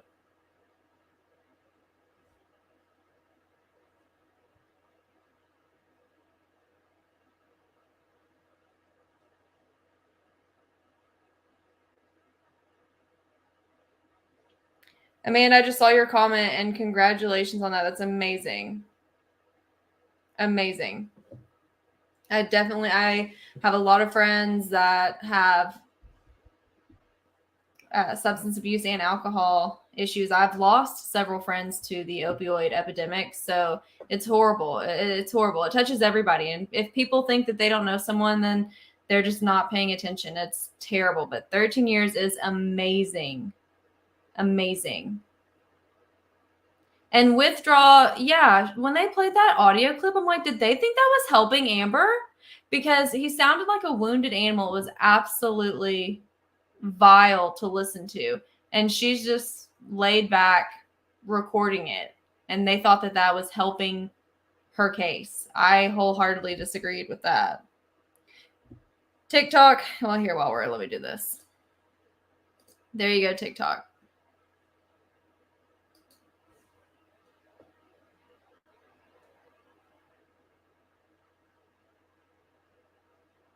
So Johnny said he would not do another Pirates movie. He said no, he would not do another Pirates movie, which, you know what? Good for him, because they definitely didn't stand by him, and I get it. I get it.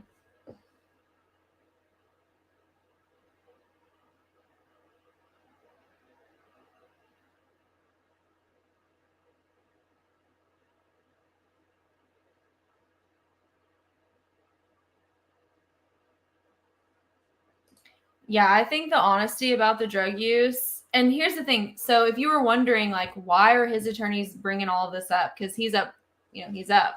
And they're bringing it up before Johnny ever testified. They're bringing up all of his doctors and, friends talking about it. That's because they knew and they know that Amber's team is going to heavily beat on that. And so they were beating them to the punchline. So instead of playing perfect and then letting them expose all of this drug use and drinking, they beat them to the punchline, which is exactly what any good attorney should do. And they said, look, yeah, there's substance abuse issues here, but like, I'm a normal human being and nobody's perfect, and this is a real issue.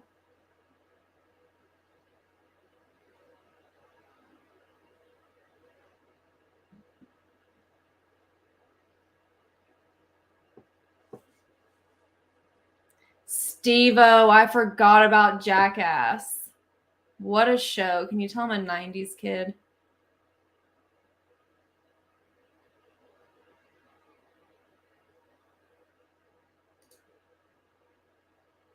Honestly, I hope he starts doing like talks about having been an addict and how you can get help, and like I hope he starts to advocate for it now that it's all out there.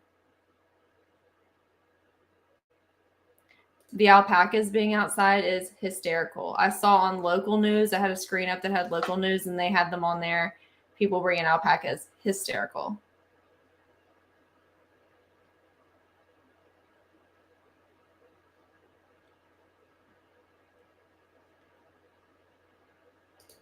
She didn't record every argument that they had, but they did record each other a good amount. I'm sure he was recording to prove things, and I'm interested to know what exactly she did with her recordings before ending up here in court with them.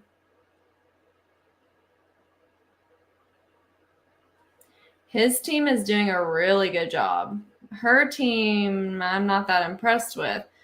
And I've seen attorneys online say that, well, her team's doing a good job because they're leaving the jury with these impressions. Like on Thursday, the point where they left off, they felt like the jury was going to sit on that all weekend and it would help their case. I thought they were going to sit. Oh, shit, here we go. Let me shut the fuck up. You ready for the jury? The therapist did encourage them to record stuff. Yes.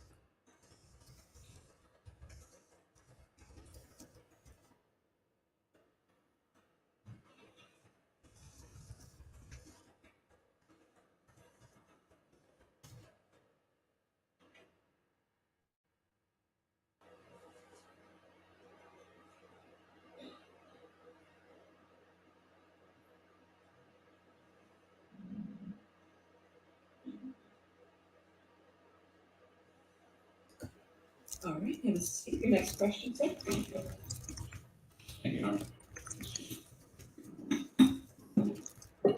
Mr. King, before we went on break, we were discussing Friday, March 6th, 2015. Right. After you left the house that evening, when did you next see Miss Hurd? Sunday the 8th, And where did you see Miss Hurd? at the house. What were your typical hours? Monday to Friday from 7 or 8 a.m. till the end of play each evening, early evening usually. Why were you at the house that Sunday?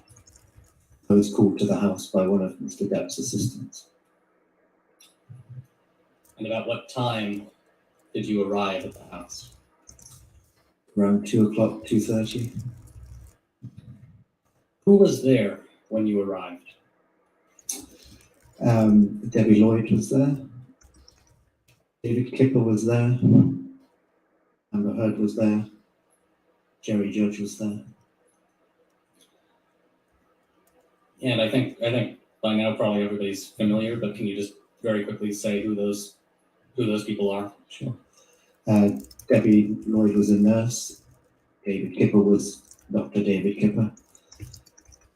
Miss Heard was Miss Heard, and Jerry Judge was head of security. When you arrived at the house on Sunday, March 8th, 2015, what did you do? I just parked up and went into the house. And did you observe anything when you went into the house? Yeah, I mean, initially I walked into the front door. Initially I heard rather than saw anything. I could hear pretty hysterical sobbing, crying, which sounded like Miss Heard to me. I heard Jerry Judge's voice. There's a few steps as you go up into the house, so you can't immediately see what's going on. But so I went up the steps. I could see then Miss Heard over on the right-hand side, over towards the TV room with Jerry Judge. David Kipper was in the kitchen area, which was pretty much directly ahead as you walk up those steps. And were you able to visually see Miss Heard? Yes, And you were able to hear her as well? absolutely. How would you describe her demeanor? Hysterical, probably the best way to describe it. Crying a lot, and just crying uncontrollably. I think it's fair to say. And how would you describe Jerry Judge's demeanor when he was speaking with her? He was just keeping her calm, saying, "It's all right, love. It will be all right." Jerry was good, like a big heart. Jerry, good guy. He was calm. But Jerry was always calm. Well, mostly. And what did you do next? I saw they were engaged across a way there, so I went into the main kitchen area, which, as I said, was just directly ahead of those main steps, and spoke to David Kipper. And following that conversation, what did you do? Well, he told me that Mr. Depp had objection to yourself. All right. Your Honor, it's, well, maybe we approach. Okay. Here we go again.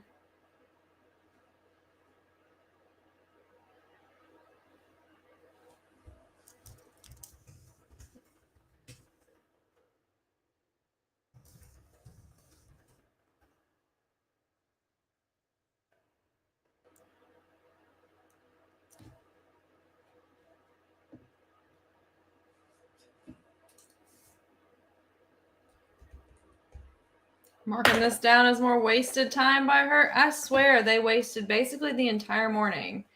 And here we go again.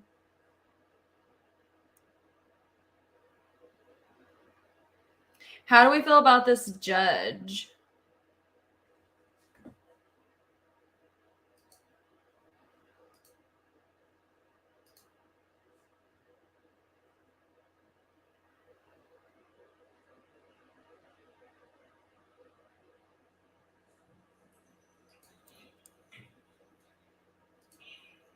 So you can answer the question. What did you do next? So I spoke to David Kipper, who was in the kitchen area, seemingly rummaging through a bin. He said that Mr. Depp had sustained an injury to his finger, one of his fingers, and he was looking for the fingertip that it said it had been severed. So I said, well, shall I help you? You know, as one would. And he said, yeah, that would be a good idea. I left him in the kitchen. He said there was a lot more damage downstairs. So I went to, we split up. He left him in the kitchen. I went downstairs to search. At some point, was Mr. Depp's fingertip found? Yes, Who found it? I did. And where did you find it? Downstairs in the bar area, the game room bar area.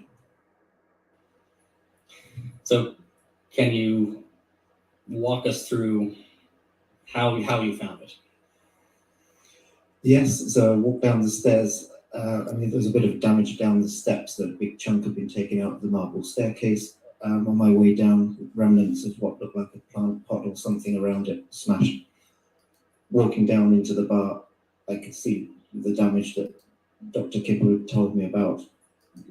A broken ping pong table sort of collapsed onto the floor, and lots of glass and broken glass and cans strewn around the bar area.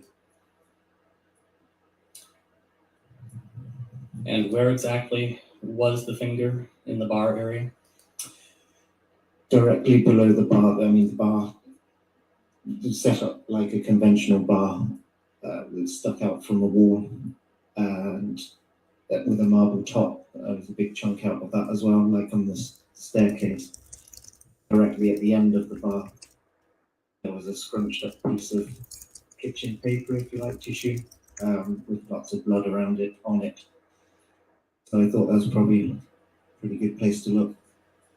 And it was within that scrunched up piece of paper on the tiled floor at the end of the bar, the base of the bar by one of the bar stools. Was there any property damage around the finger? Yes, a fair bit. On the floor around the area, the puddles of what smelled like alcohol to me. There seemed like several drinking glasses, a couple of bottles. One was a Stolichnaya vodka bottle.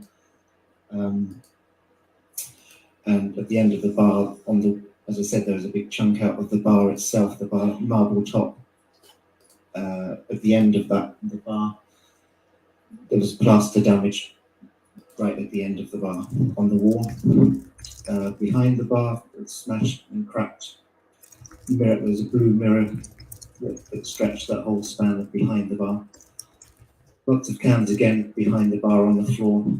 Broken window at the end of the bar, and more plaster work damage on the wall above the sink. There's sort of a kitchenette bar, if you like, as well. You mentioned a bottle of vodka. Was the vodka bottle intact?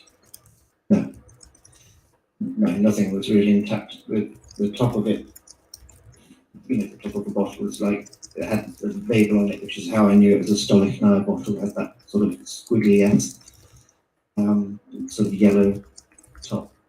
There was a large chunk of the bottle, which I guess was the rest of that, and several other, lots of other broken glass around the area. After you found the fingertip in the bar area, what did you do next? Well, I gathered it up in that kitchen paper and sort of took it upstairs. I might have shouted up to David Kipper, I found it. I'm not sure, but I walked back upstairs to the kitchen and got a bag,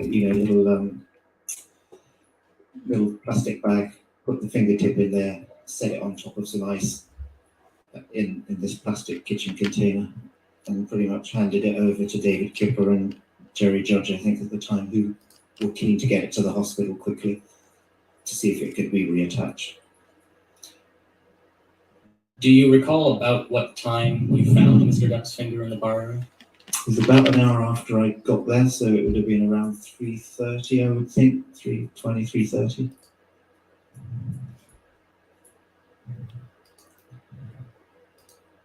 Now, you've told us a little bit about the state the house was in when you arrived.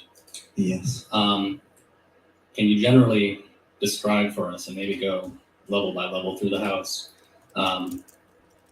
what damage you observed? Sure. Do you want me to start at the lower ground floor in that bar area? I mean, I've described a lot of that. Sure, that's fine. It was pretty extensive down there, all that broken glass, the blood. There were a lot of blood drips across that floor. It was a kind of cream-coloured tiled floor in that whole games area. As I said, the ping pong table was collapsed. Blood drips across the floor and around the bar. And the damage on the walls, as I said, the plaster work at the end of the bar, behind the bar, and the chunk out of the marble top.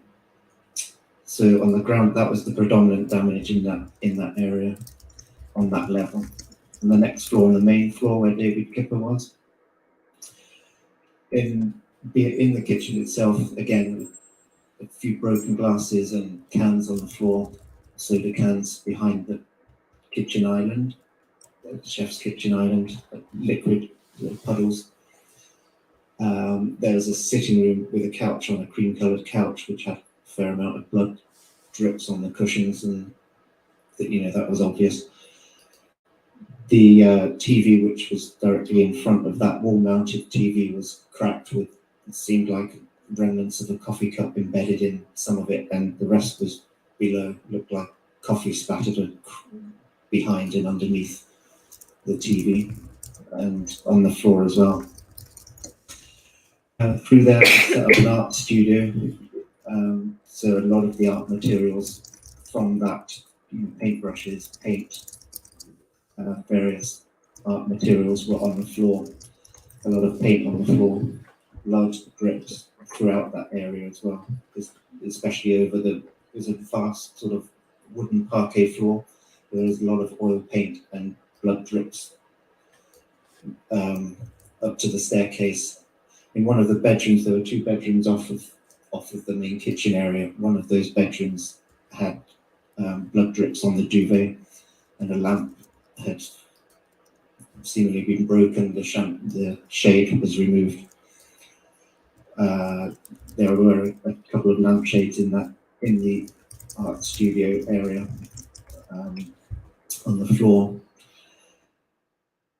That was about the extent of the damage. Going upstairs to the next level, there was a few blood smears on the wall and on the drips. Few blood smears going up, again, cream-coloured carpet, and this not ideal.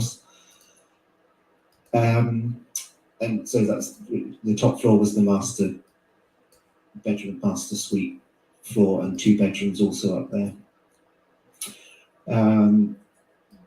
Outside the master bedroom, there was damage to the plaster work on a pillar outside on the wall. Blood drips into the master bedroom, across the master bedroom floor. Going into the master bathroom, there was a his and hers sink and a large mirror above each of the sinks that had writing on each of them. Again, one of the bedrooms, or both of the bedrooms, I think, had blood on the duvet covers, and another lamp was broken. Mr. Depp's guitar was in one of those bedrooms, a blood-stained guitar. His iPad was standing up on one of the beds in one of those bedrooms. Was about the extent of it. So that's the damage On each level, yeah. Whose job was it to clean all that up? That was mine. It was my responsibility. The house was essentially my responsibility. So were you familiar with the damage generally throughout the house? I got a pretty good idea as I walked around and saw it all, yes. Did you observe any damaged phones? No. Did you observe any damage to a wall where a phone might have been ripped off the wall? No. Bleeding. Yeah, maybe the next one. Was there any artwork in this house? Decorating the house? The owners had left their art in the house, yes. The Mr. Depp and Ms. Heard had done some artwork themselves, yes. But yes, there was some that came with the house, if you like. Focusing just on the artwork that came with the house, did you observe any damage to any of that? No, nothing that I needed to repair or replace. Certainly not. Thank goodness. Is there any other damage that comes to mind? Just a lot of blood and a lot of repairs. The floor, as I said, was quite heavily with blood and paint. Yeah. And in terms of bodily fluids, it was just blood that you observed, no urine or anything else? Yes, absolutely. Sustain. Strike the answer from records.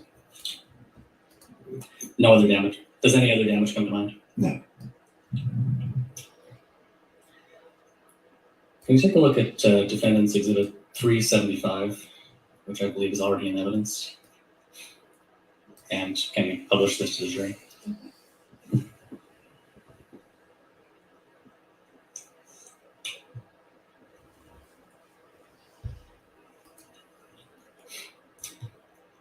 Mr. King, are you familiar with the image that's on the screen in front of you? Yes, it's one of the mirrors I was telling you about in the master bathroom. And so, were you involved in cleaning any of this up? I cleaned both of those mirrors at some point that evening, that night. Yes. Were you able to tell what was used, or what substance what sort of the ink is that's used on the black writing there? That was the same oil paint that was on the floor and the parquet floor downstairs and various other places. It was the same oil paint. All right. How about the red writing that says, call Carly Simon, she said it better, babe.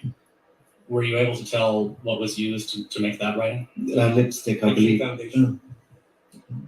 Injection foundation. He's testified that he was cleaning it up. I'll allow it. It certainly seemed like lipstick to me, red lipstick. It was quite waxy. I remember taking that off. It seemed like lipstick. Okay, we can take that down.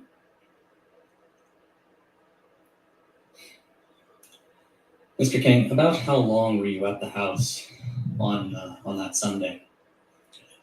Quite a long time. It actually went into the early hours of Monday morning, so at least I got there around 2 in the afternoon of Sunday. I don't think I left there until 2 or 3 o'clock the next morning of the 9th. Over the course of the time that you were there that day, did you have any interactions with Ms. Heard? Yes, I certainly did. Can you describe those for us, please?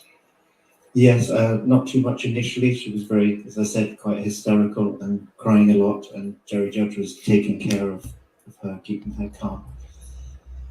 Later in the evening, it was suggested that Miss Heard go to a local hotel, to leave the house, go to a local hotel, which then became a suggestion that she go back to LA. And that's, I think, when I started interacting in terms of, at some point I volunteered to travel with her to LA. How did Ms. Heard respond to the suggestion that she leave for Los Angeles? She was resistant to both of those suggestions, very resistant. She really didn't want to go and said, I can't leave. You know, it'll be the end if I leave. Those sorts of things. And so it was just, these went over a few hours. There was negotiations, if you like. And eventually, Ms. Heard agreed that I would fly with her. And did you, in fact, fly with her? I did, on Monday the 9th. Sticking with Sunday, when you were interacting with her, on that Sunday. How close were you to her? Very close, like very close in front of him. And do you recall observing any injuries on this route? No, none whatsoever. Did you notice anything unusual about her physically at all? No, she was obviously crying a lot. She had red eyes, and but no, otherwise no. So what happened the following day, that Monday, March 9th, I guess it would be, 2015? Right. So, it was eventually agreed that I would fly with Miss Heard. So I had to at some point go back to my apartment, drive to my apartment to pick up my passport, which, funnily enough, I hadn't brought with me, and some clothes, a bag to take. So I think I left the house early hours, as I said, 2 or 3, may have been a bit later, a.m. I drove back to my apartment, which was 30 minutes drive south, picked up those things. I didn't know how long I was going to go for, but I knew I was traveling. So passport, quick shower, pick up a bag of clothes, and I drove back up to the house. I don't recall exactly what time I arrived there, but I know we had to leave. All the arrangements were being made by the travel agent, and Jerry Judge was liaising with them to make the flight arrangements, which I believe was going mid to late morning. So I think we had to leave the house around 7 or 8 a.m. that morning, Monday the 9th. And did you travel to the airport with Miss Heard? Yes, we were driven. How would you describe her demeanor that morning? Calmed down a fair bit. She was mostly on the phone, to be honest, for pretty much the whole of that car journey to various people, one of which I believe was Mr. Depp. Do you recall her saying anything on the ride to the airport about what had happened the night prior? Nothing really mentioned in that as way of an explanation, no. What happened when you got to the airport, if anything? We were running a bit late, but I remember that. Luckily, we were traveling first class, so the driver knew to pull up to a kind of VIP, for want of a better word, VIP check-in point. And so the car got pretty close to where the desk was. Miss Heard was still on the phone. So we sat there for a bit with the driver, and Miss Heard was talking. I don't know who to at that point. And I was thinking, we need to make this flight actually pretty soon because we were already running a bit late. So I decided to go in, maybe I can go in, check in our bags ahead, and then come back and get Miss Heard. She should be finished by then, which is what I did. And did you eventually get on the plane? Eventually we did. It was a close call, to be honest. Once you were on the plane, did you have any conversations with Miss Heard? Yes, not initially, which took some time in the bathroom. She was on the phone again to the point where the cabin crew had to sort of tap on the door and say, we need to leave now. Everybody needs to sit down. And she did come to sit down, but, after 10 or 15 minutes in there. And so eventually, and luckily, as I said, we were flying first class, which was lovely. She was in the window seat, I think it was 1A, 1B window seat. I had the iron seat. And finally, we could both sit down, and in way of conversation, wasn't a great deal, to be honest. I did sort of say finally, so what happened? Obviously referring to the house. And she didn't give much explanation, if any. She did say, Ben, have you ever been so angry with someone you just lost it with them? And I sort of said, no, actually, I'm pretty calm, even-tempered guy. But she did repeat it. She looked pretty incredulous that I hadn't. She repeated it. You mean you've never lost it? with somebody, got so angry with someone, you just lost it with them. And I said, unless you count the sort of time when I was 14 years old and I hit the light switch in my bedroom because I wasn't allowed out that night or something. With a person, no, never. And that was pretty much the end of the conversation. She dropped it then. How would you describe her tone when she asked those questions of you? To me, they were incredulous, to be fair to say. Surprised that I hadn't lost it with somebody.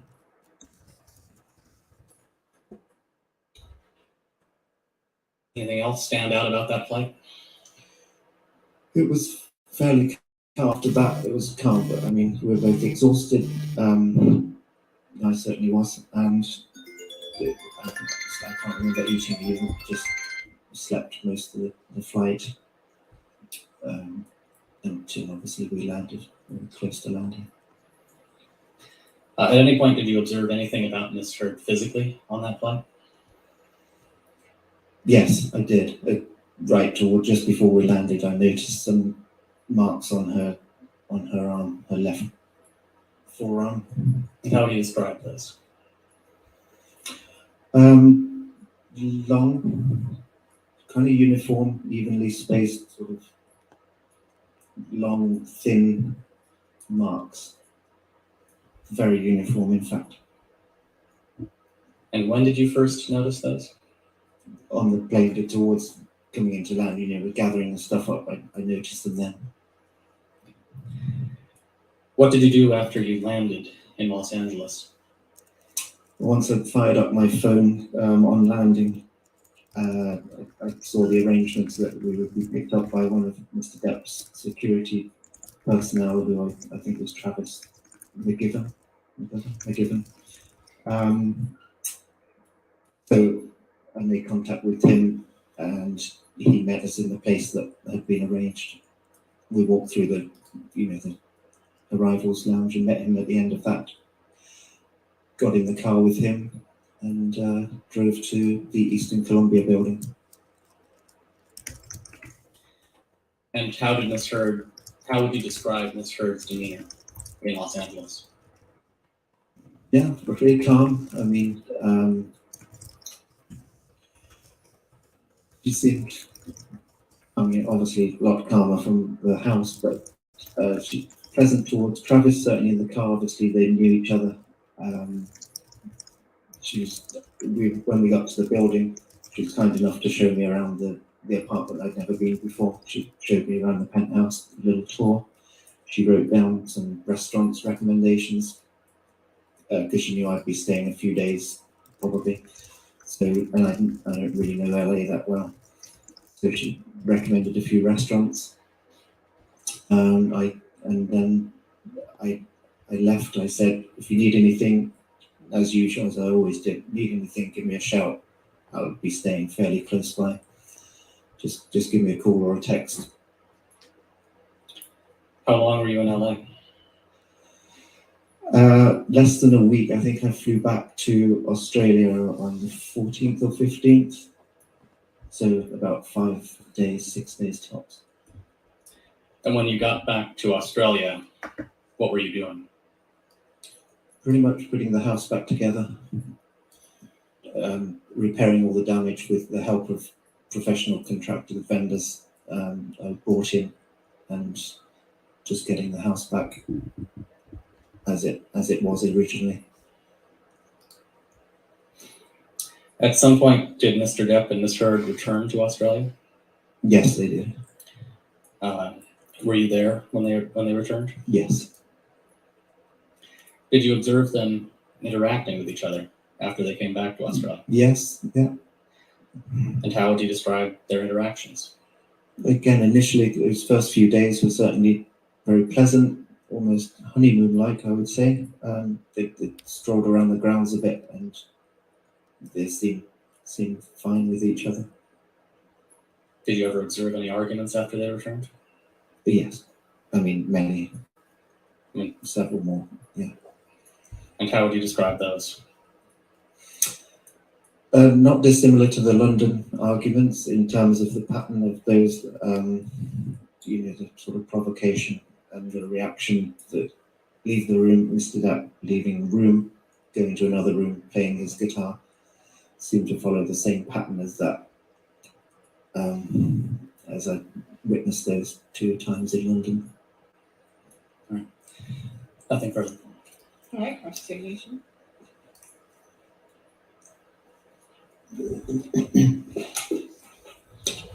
Good afternoon. Good afternoon. So to understand your testimony, is it your testimony that Amber and Mr. Depp arrived together in Australia in February of 2015? Initially, I don't think so. I think Mr. Depp arrived ahead of Right, action. Mr. Depp arrived first, correct? I think so, yeah. And isn't it true that Ms. Heard, Amber didn't arrive until March 5th, 2015 to Australia? I can't remember the date she arrived, to be honest. But she could have arrived March 5th, 2015. Isn't that true? Objection, foundation, speculation. I'll allow it, you can answer. Sorry, what was the question? Ms. Heard could have arrived on March 5th, 2015, correct? It's possible, I suppose. And isn't it true then that you didn't see any arguments between Ms. Heard and Mr. Depp before the injury that occurred to Mr. Depp's finger in Australia? I saw them argue. You saw them argue when they came back in April, correct? I certainly saw them argue in April and through most of the months they were there. Yes. But you don't remember, you can't recall any arguments in February or March of 2015 between Ms. Heard and Mr. Depp, correct? Specific days? Not necessarily, no. Right, so that you don't know, you can't say that there were any arguments before you came to the house on March 8th, 2015, correct? I think there were. I mean, Excuse me, say that again? I think there were. But you don't even know when she arrived, correct? Specifically, the day, not necessarily, no. And you said when you arrived at the house on March 8th, when you eventually found the finger, it was wrapped in paper, is that right? Wrapped, I mean, it was loosely wrapped. The paper had opened by that point. The blood had dried up and it was sitting in the sort of nest of this paper, yes. So like someone had put the finger in a piece of paper? I don't know. I mean, it was in that piece of paper. It was in a piece of paper, okay. So, but again, like someone had wrapped it up, is that right? I don't know. It was within that scrunched up piece of paper, kitchen paper, tissue. It was in kitchen paper, is that right? Tissue paper. It was white with a lot of blood on it. So like a paper towel? Like a piece of kitchen towel. When you Kitchen say paper. kitchen towel, our language is made, even though we both speak English, I may say a little different. It's like a paper towel? Yeah, like kitchen paper, kitchen towel. Yes, Okay. like a tissue. And was there that sort of paper towel in the kitchen at the house at the time? Yes, in both areas, the kitchen and the bar.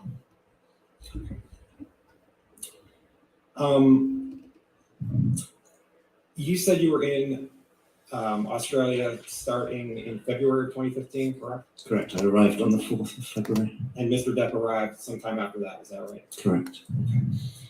Did you see Marilyn Manson while you were there? No, I didn't. You don't know if Mr. Depp was with Marilyn Manson in late February, early March 2015? Objection, I- foundation, speculation, relevance. I'm just asking if he saw, he said he saw him every day, so I was asking if he saw. I'll allow the question, you can answer. That's fine. Marilyn Manson didn't come to the house. I didn't see him at any point. Do you know if Mr. Depp left to be with Marilyn Manson? I don't know. I didn't always know where he was going. If he went out either to work or security would go with, I wouldn't generally go. In fact, I don't think I went out with him at all in Australia. And there, you didn't go out with Mr. Depp at all when he was in Australia, correct? I don't recall it. I saw him on set once or twice. Yeah. So you don't know what Mr. Depp was doing in Australia, unless you saw him at the house or on set. Is that right? I saw him at the house, yes, every day. But you don't know what Mr. Depp was doing when he left the house, correct? Generally going to work on Pirates of the Caribbean 5. Yes. Were you with him? I got the security with him and I had to liaise with him for when they would go and when he would come back for the driver, etc. But you weren't there. You weren't there when Mr. Depp left the house, correct? Generally, I didn't leave the house with Mr. Depp on those days, no. I just want to make sure, I want to be clear. There were two kind of periods that Mr. Depp was in Australia in 2015, right? Sorry, say again. Mr. Depp was in Australia from sometime in February 2015 until about March 8th, March 9th, when he injured his finger, is that right? Correct, yeah. And then Mr. Depp left Australia too, correct? At some point he flew to LA, yes. And then Mr. Depp returned to Australia on April 21st, right? Okay, that sounds about that time. I don't know the specific date, I don't recall. And the filming of Pirates of the Caribbean 5 continued filming on April 21st, right? Objection, That- foundation, speculation. I didn't, oh, sorry. His objection.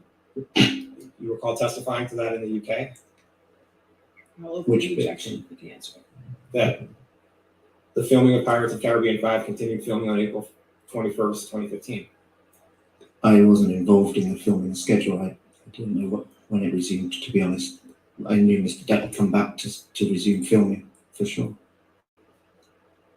You didn't live with Mr. Depp in his house in Australia, correct? Live with? No, I wasn't resident there.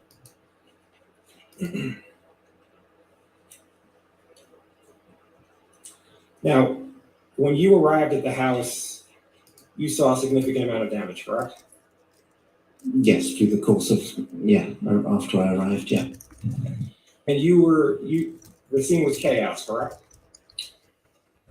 Yes, I mean, there was a fair amount of damage. The house was wrecked, There was a lot of damage in the house, yes. and the house was not in a good state, correct? Ask him to There answer. was a lot of damage throughout the You house. gotta object first, and then you can have your objection. Yeah. Stand, Objection. and it helps. Okay. I'll rule the objection. Go ahead. Next question. And you said there was glass on the floor, correct? In a few areas, mainly predominantly in the bar, yes. Down in the lower ground floor, correct. Okay, and there was blood on the walls, correct? In various places, blood on the floor, blood on the walls.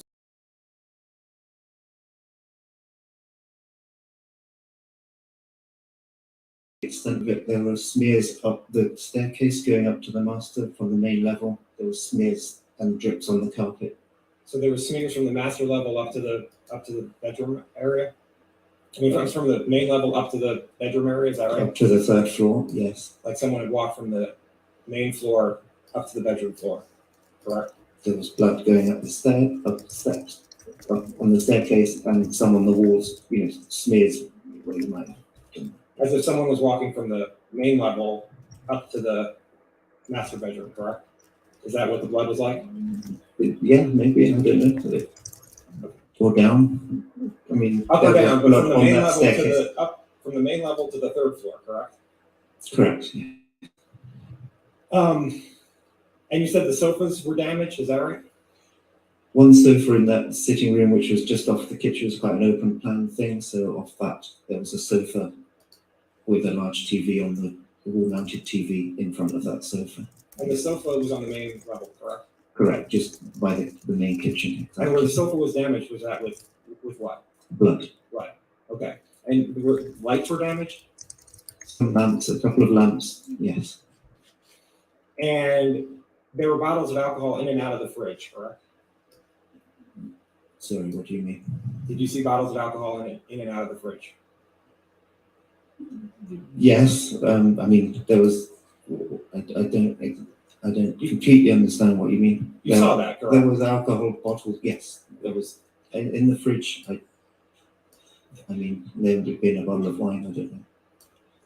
And the floors were ruined, correct?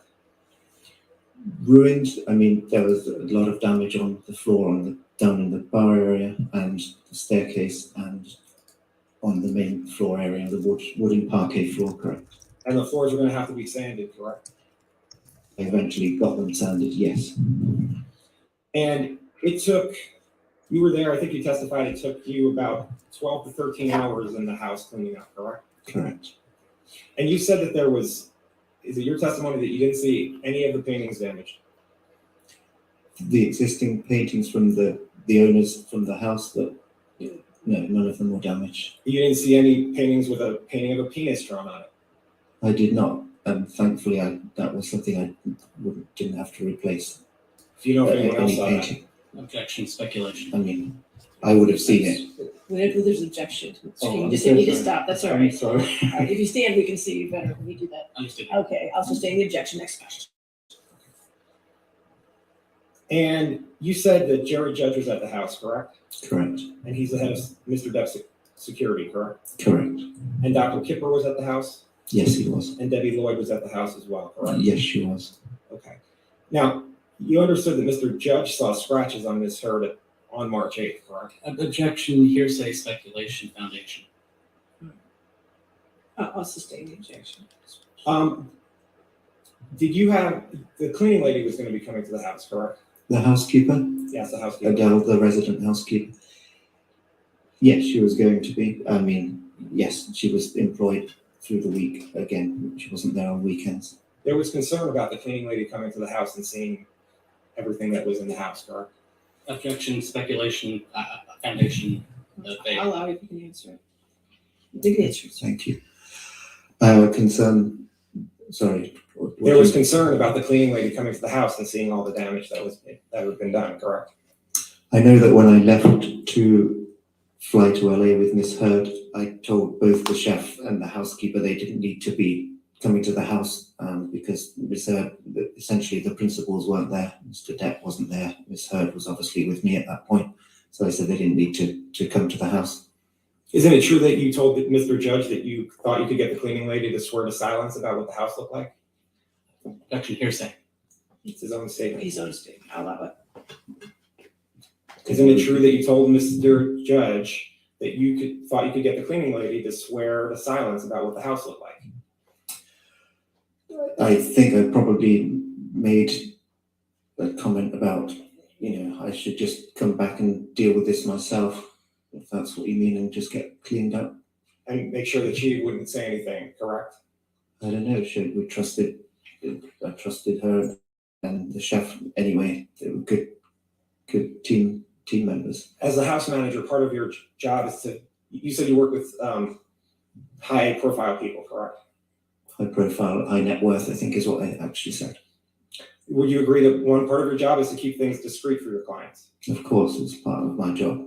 Trust and discretion. Yeah. And Mr. Depp was your client, right? I worked on an assignment on those occasions, yes, but I was self-employed at the time. Yeah. But in March 8th, 2015 in Australia, Mr. Depp was your client, correct? Correct, essentially, yeah. And Miss Heard, both of them the principals. Who paid? And do you know who paid for your services? As I said before, I was paid through Disney, who were making the Pirates of the Caribbean their production company, which I believe was called Herschel. Okay. And can we put up Defendant's Exhibit 377, which is already in evidence? All right.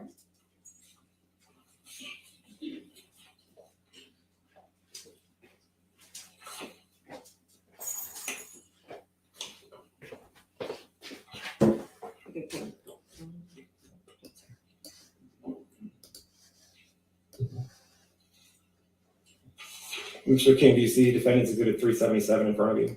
I do, yes. And do you recognize this as a lampshade that was in the house in Australia on March 8th, 2015? Yes, it was, I believe, one of the lampshades that was missing from one of the lamps. Okay. And did you see this painting on the lampshade? I did, yeah. It was part of my walk around to see what. And what floor was the lampshade on? This was on where the art studio was, on that main level. Yeah, so on the main level. Okay. Yes. Excuse me. And was this did you notice it was dark paint that was on the lampshade? It certainly looked like it, yes. Okay. And did you take this picture? I believe I did. Yeah, without seeing that metadata. Okay.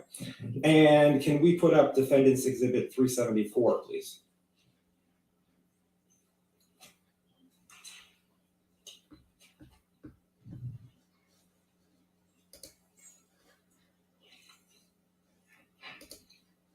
And you recognize Defendant's Exhibit 374 as a mirror that was in the house in Australia on March 8th, 2015, correct? Yes, I do. And this mirror was in the bathroom, correct? Correct. There were two mirrors in the bathroom above each sink. And this was on the top floor, correct? The master bathroom, The master bathroom. essentially. And the master bathroom, just so I'm clear, was on the top floor. Top floor, correct. And this painting says starring Billy Bob. Is that right? Is that what you recall? Yeah, I don't know. I was writing. And was this in the writing? Was it in paint? I believe it was the same paint, the oil paint that was used on the other mirror that we saw earlier. And did you take this picture? Again, possible. I haven't seen the metadata, but yes, probably. And let's put back up Defendant's Exhibit 375.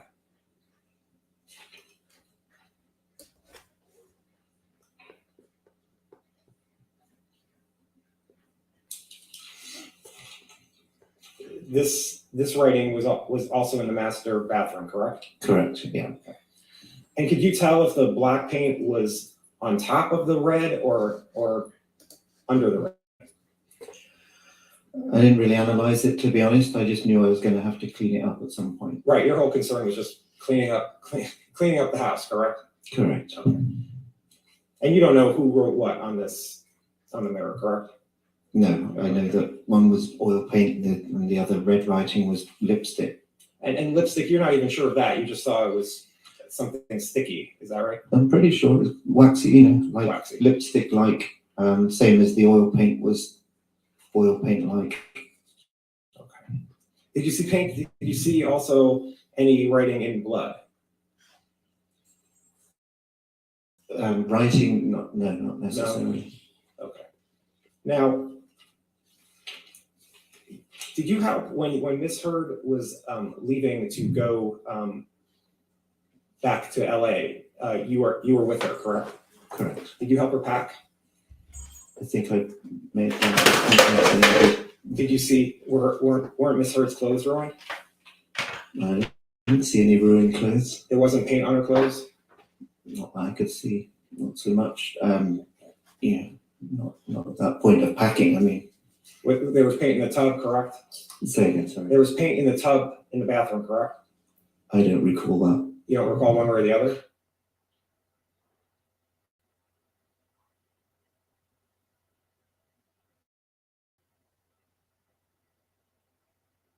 I don't recall being paint in the tub. And it's your testimony that there was no paint or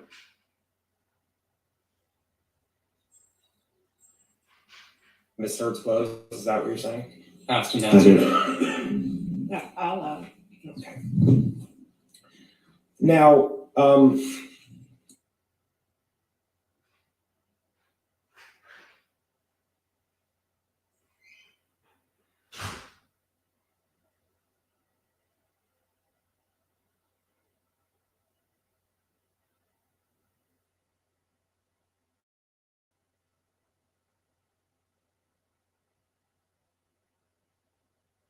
you said you were in charge of the cleanup, correct?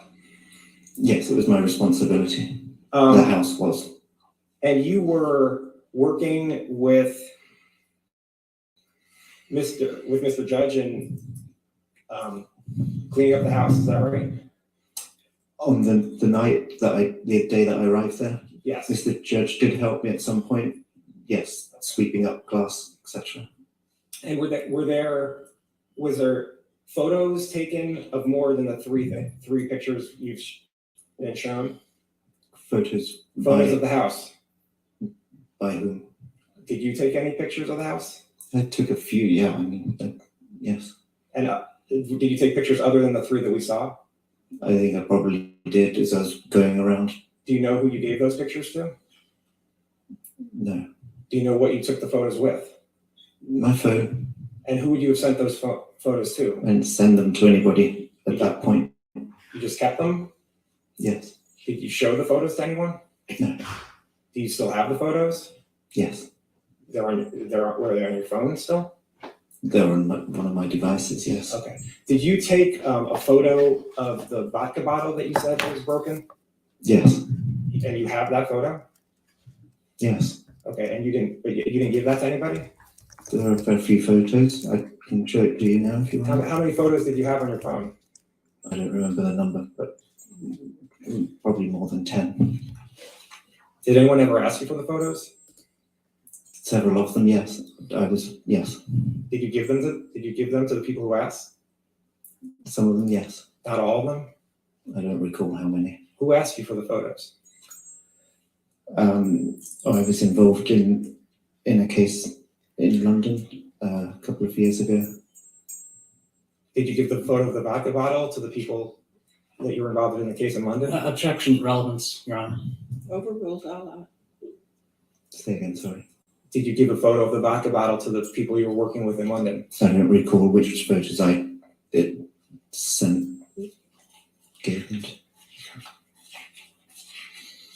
What other, so did you take photos of the walls? The walls, that certainly the smears of the blood and the damage, the plaster damage, yes. You took photos of the walls with blood on it, is that right? Yes. And you took photos of the plaster, right, that was damaged? At the end of the bar and in the bar, behind the bar, by the sink, yes. And did you take photos of the ping pong table that you said was broken? Yes, as part of the bar area, I'm Did sure. you take photos of, there was a glass table that was broken too, correct? The glass table, I don't recall the glass table. Okay. Did you take photos of all the damage that was around the house? Probably most of it, yes. And the only time you gave those photos to anyone, you're saying, was in the UK case a couple years back? I've never shared them with anybody else, yes.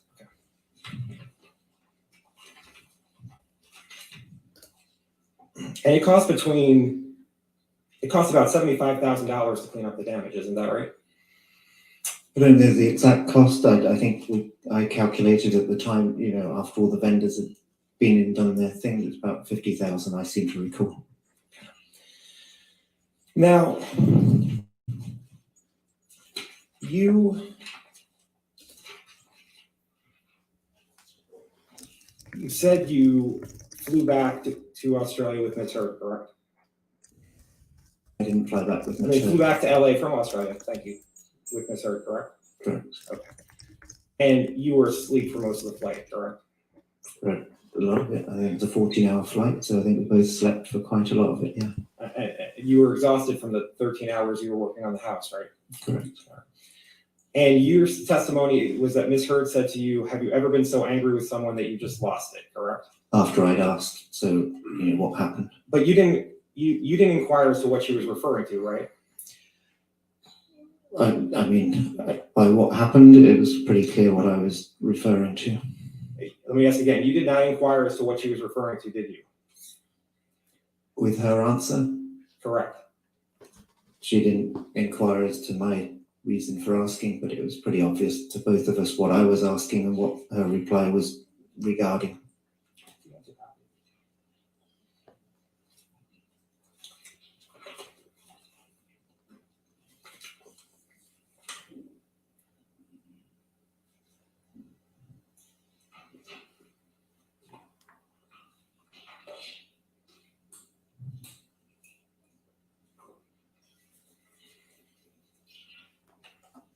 Yes, that's fine, sir. Thank you.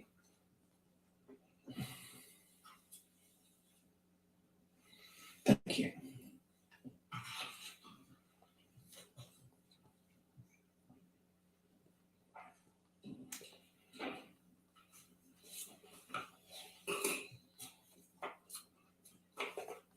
Mr. King, you testified on behalf of Mr. Depp in the UK, correct?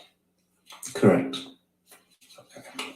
And you provided 2 witness statements, correct? Correct. And then you provided testimony in court, correct? Correct. Okay.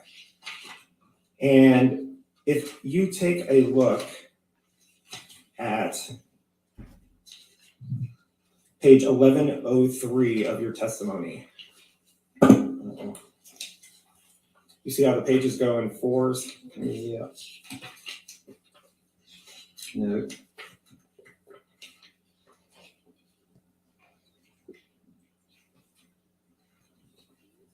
You see it's actually on the Bottom right? bottom right, you see that? Yeah, I got it. And if you actually look at, you see starting at the bottom of 1102, this was a statement when you said you did not, you say, Ms. Hurd asked you, have you ever been so angry with anyone that you lost it? Your answer, that's correct. And you specifically remember that, do you? Yes. You said it never happened to you. Answer, that is correct. Question, she did not, I mean, if it was said, nothing was said about who she was talking about, was it? Answer, she was asking me a question. Question, she was asking you a question. Answer, yes.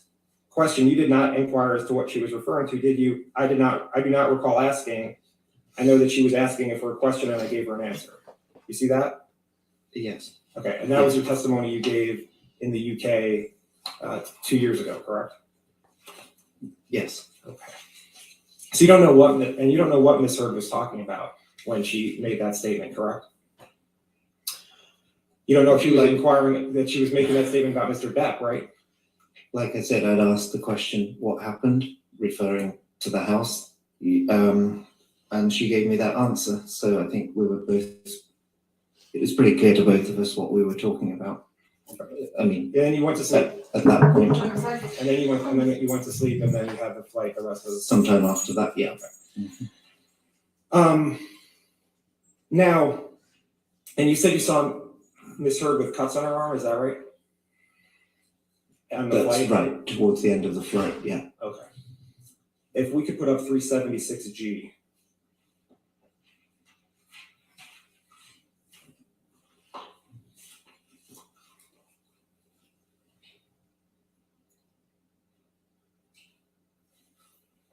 Do you recognize this picture?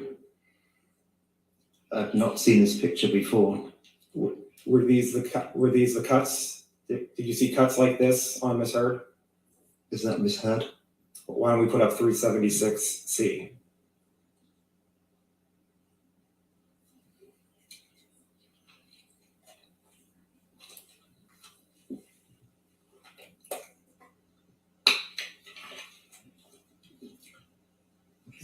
Do you recognize the person in that picture?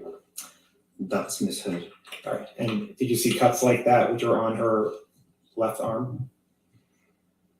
Similar to that, long, like I described earlier, long, thin cuts, pretty uniform cuts. These were the cuts. It was the cuts were like this on her kind of wrist, forearm area. Is that right? I don't know what the date of this photograph is, but they look pretty uniform like they do here, yes. Like to enter 376C in evidence? Any objection?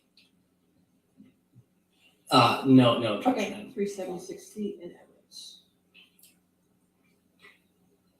What's that?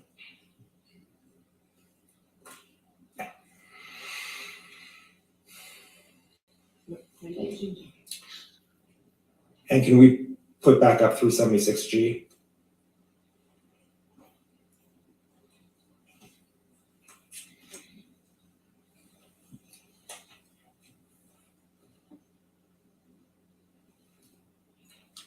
Seeing 376C, is this consistent with the scratches on 376G? Are these consistent with the scratches you saw on Ms. Heard? I don't see a date. Is that the same time? Is that the same date? Oh, my these question is, are the scratches similar to what you saw on Ms. Heard? These are uniform, kind of long, thin scratches, yes. I'd like to enter scratches. 376G in evidence. Any objection? I mean, foundation, he hasn't authenticated the document through this witness. I mean, I'm just asking if the pictures are consistent with what he's. 376G in evidence. And can you publish it, please? It is. Thank you.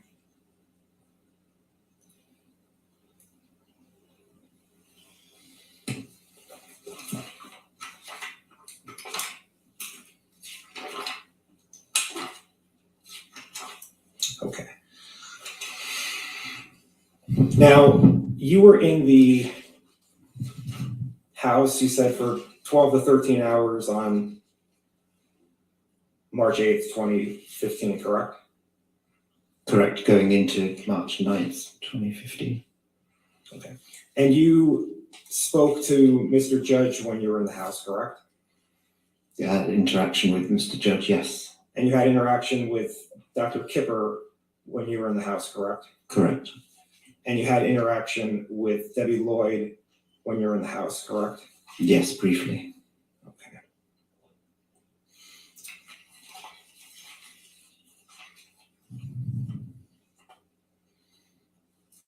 And isn't it true that in the entire time you were there, you were not informed as to what caused damage to Mr. Depp's finger on March 8th?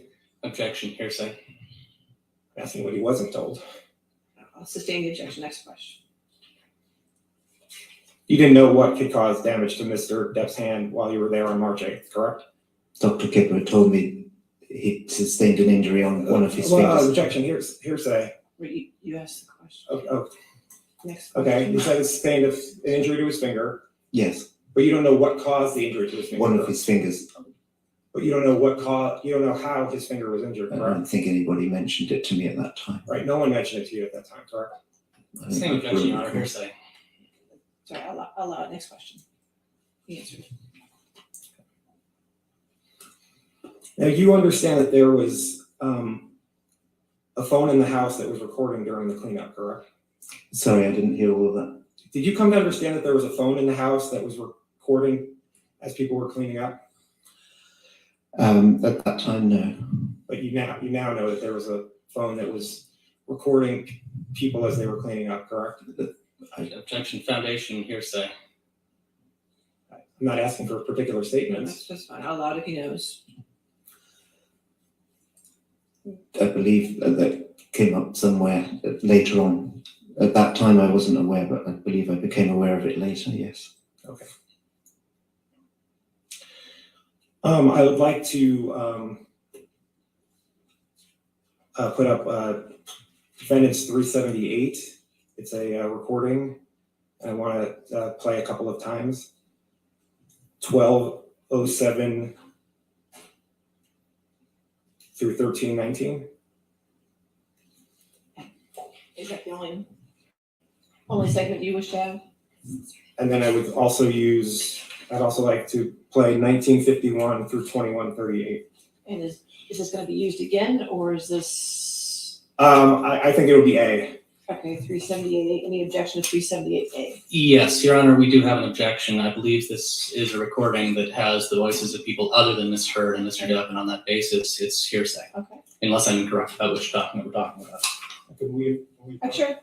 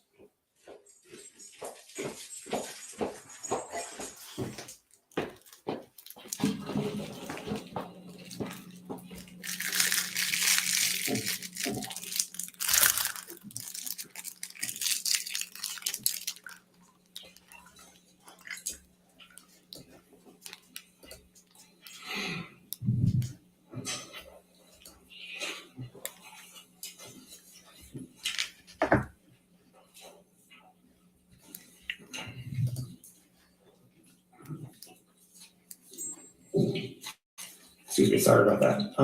Going back to the photos that you took for a moment, of the damage in the house, you recall giving that testimony? Yes. Okay. Did Mr. Depp ask you for the photos? No. Did you give the photos to counsel for Mr. Depp? Some of them, yes. Yeah. Did you withhold any photos from Mr. Depp or his counsel? Didn't withhold any photos from anybody. I didn't withhold. Did you give all the Did you give all of the photos you have on your phone to Mr. Depp and his counsel?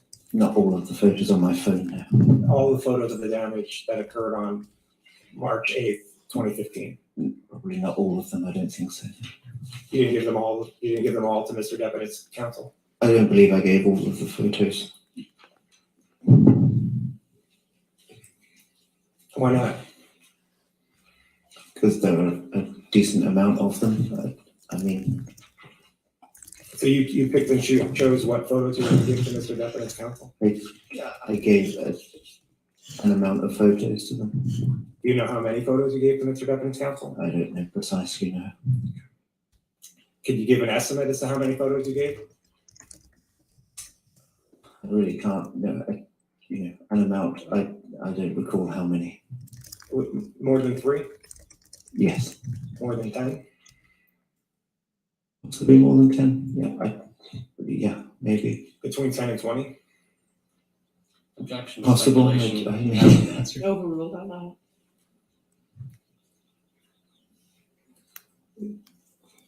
Do you know? Sorry, She overruled you. oh, okay. Possibly more than 10, yeah. But somewhere between 10 and 20, is that right? Possibly. I honestly don't know. Could it be more than 20? I don't think so. Did Mr. Depp's counsel ask for all the photos? I don't recall. You don't recall one way or the other what they asked for? I gave them some photos. I don't recall how many were asked for, requested. And those were requested in 2020? Prior to Prior to the UK that, yes. trial? Did they ask for them in this case? I believe I supplied some to this case also, yeah. You supplied photos for this case to Mr. Depp's counsel? I believe I did. And was that about between 10 and 20 photos that you're talking about? I don't remember how many for this. But was it the same amount of photos that you gave to Mr. Depp's counsel in the UK? I don't know if it's the same amount.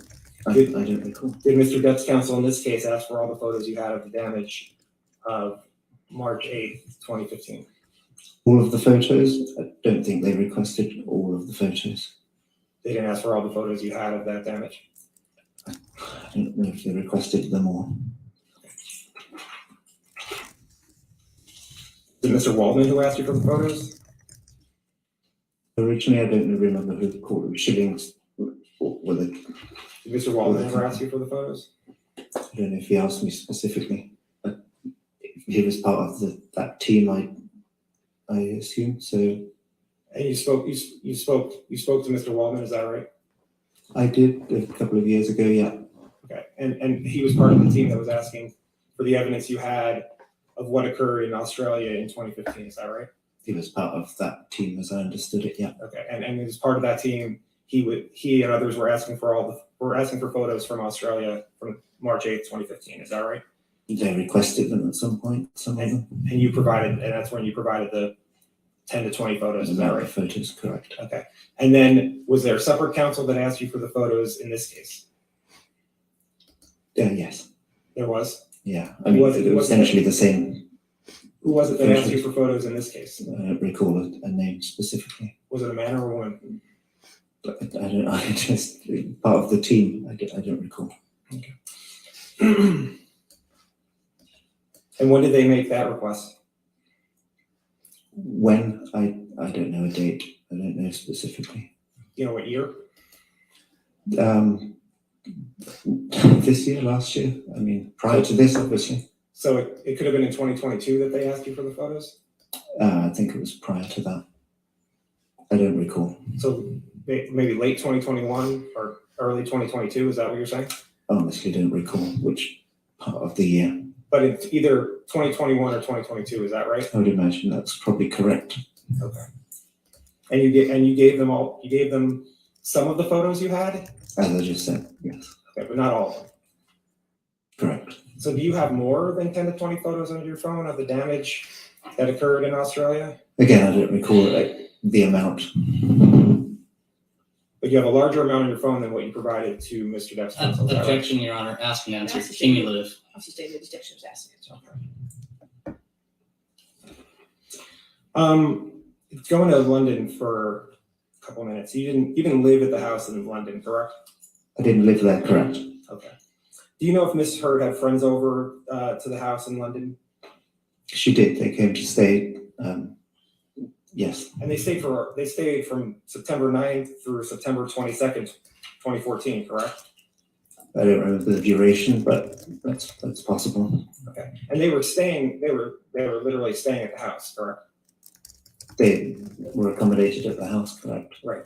And so you don't know who was drinking the bottles of wine that were brought into the house, correct? At which point, what do you mean? When Miss Heard's friends were there, you don't know who was drinking the wine. Oh, they were all enjoying the wine. For They sure. were all drinking the wine. I took care of them as I would take care of any guests that came into any house. And wasn't it 5 to 7 guests that were at the house with Miss Heard? I don't remember the number. It sounds about right. Okay, and then at the end of the night, there was 1 or 2 bottles of wine finished, right? When Mr. Depp and Miss Heard were there on their own, there was certainly that amount. Yes. But you don't know how many bottles were there when it was Miss Heard and her friends, correct? But I would say more. You don't know one way or the other, right? I don't recall the count, but certainly more than when there were just 2 of them in the house, because you don't there know- were but you 7 don't- extra people or 5 people. Oh, you don't know the count. Precisely, no, I don't. And do you know how much time Miss Heard was in London with Mr. Depp, not with her friends? A fair amount of that time. I what do you- don't recall days, no, I don't recall. So they were there for a month, correct? Thereabouts, yeah. And I mean, when I say they, Miss Heard and Mr. Depp were in London for about a month, right? Correct, around about a month. And wasn't it true that for about 2 to 3 weeks, Miss Heard's friends were also staying in London? I don't think 2 or 3 weeks. I don't recall, but I don't think it was that long. You don't know one way or the other, right? I don't think it was that long. You don't have anything to base that on, right? Just what your memory is saying. Correct. Okay. And you don't know what happened in London when you weren't there, correct? You mean after I'd left of an evening? Yeah. Usually the chef was there still when I left each evening, Russell, who would take care of dinner and leave later that each night. And then after the chef left, you don't know what happened in the house, correct? I wasn't there. Right. And you don't know for certain whether Mr. Depp drank wine or not in London, right? I don't believe so. There's usually, when it was just the 2 of them in the house, there was usually only 1 glass in the morning, either on the kitchen sink or on the bedside stand in the master bedroom. But you don't know who drank from that. You don't know who drank from that glass when you weren't there, right? When I wasn't there, correct, but when I usually left the house, I'd already poured Miss Heard a glass of wine before I left, invariably. But once you left, you don't know if Mr. Depp drank wine or not, correct? I wasn't there after I left. Okay. And you don't know what started the fights you talked about in London, correct?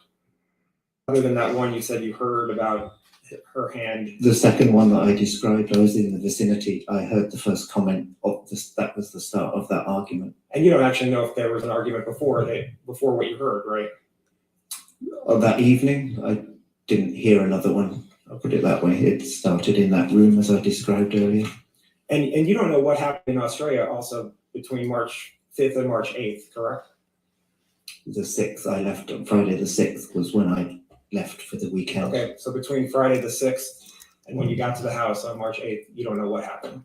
I wasn't there. And you never saw Miss Heard be violent at any time, right?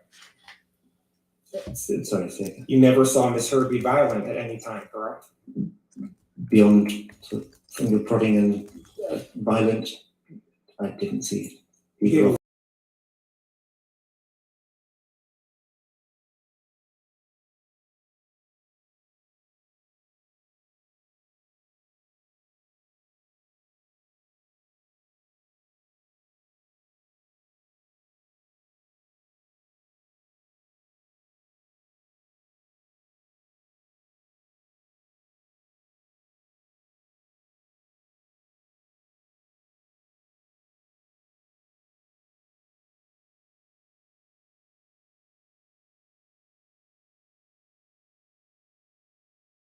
Mr. King, have you ever been employed by Mr. Depp?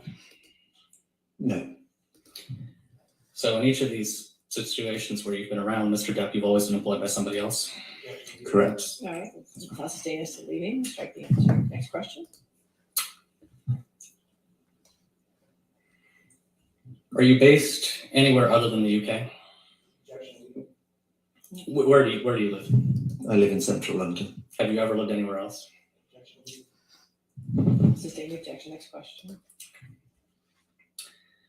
We heard some discussion on Cross about photos, which I suspect you remember. Why did you take the photos of the property damage in Australia? As I do a lot of my jobs and various assignments and jobs through the years, I take photos as points of reference for whatever reason. I mean, if I'm packing suitcases up and they're going to be in transit and I'm not with the suitcases, I'll take a picture of contents and when I send stuff so I know it's gone and what's gone. I take pictures as points of reference. I sometimes take pictures of table settings that I've done or which I know I can use later on as reference. Were the photos of property damage in Australia the first photos that you had taken in the course of working with Mr. Depp and Ms. Heard? Objection leaving. All right, I'll sustain us to leaving. Next question. Had you ever taken photos before? Yes. What kinds of things had you taken photos of? In London, reference points and dinner table settings.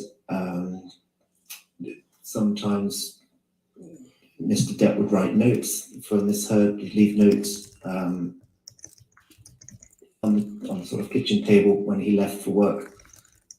I believe I took pictures of those. They were, there, things like that. Just setups of, once I set up houses, it's always good to take photos of rooms so I can cross-reference later on if I need to. Did Ms. Heard or her counsel ever ask you for photos of any of the photos you took in Australia? No. I'll sustain us to leaving. Next question.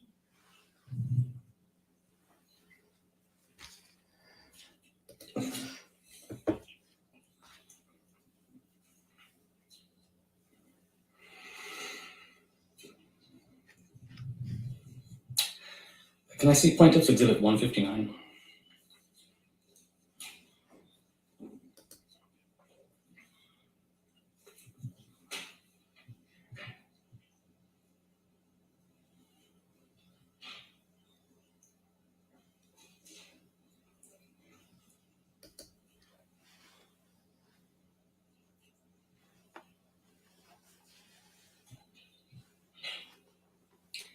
And I think this is a multi-page document. Can you scroll through? We have 3 pages here.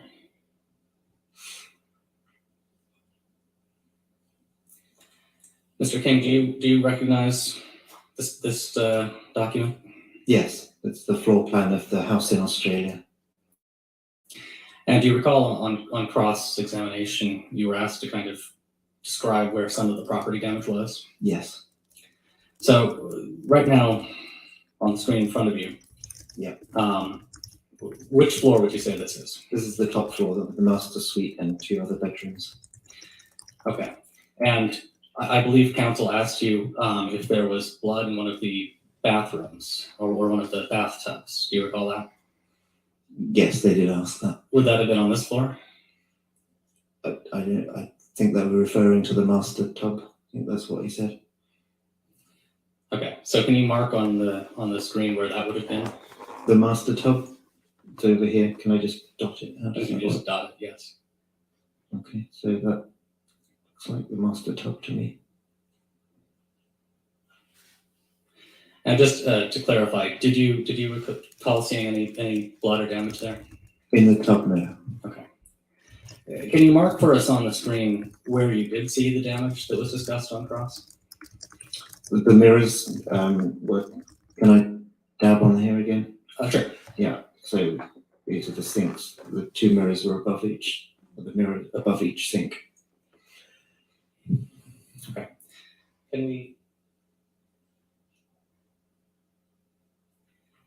Can we scroll up to the page prior?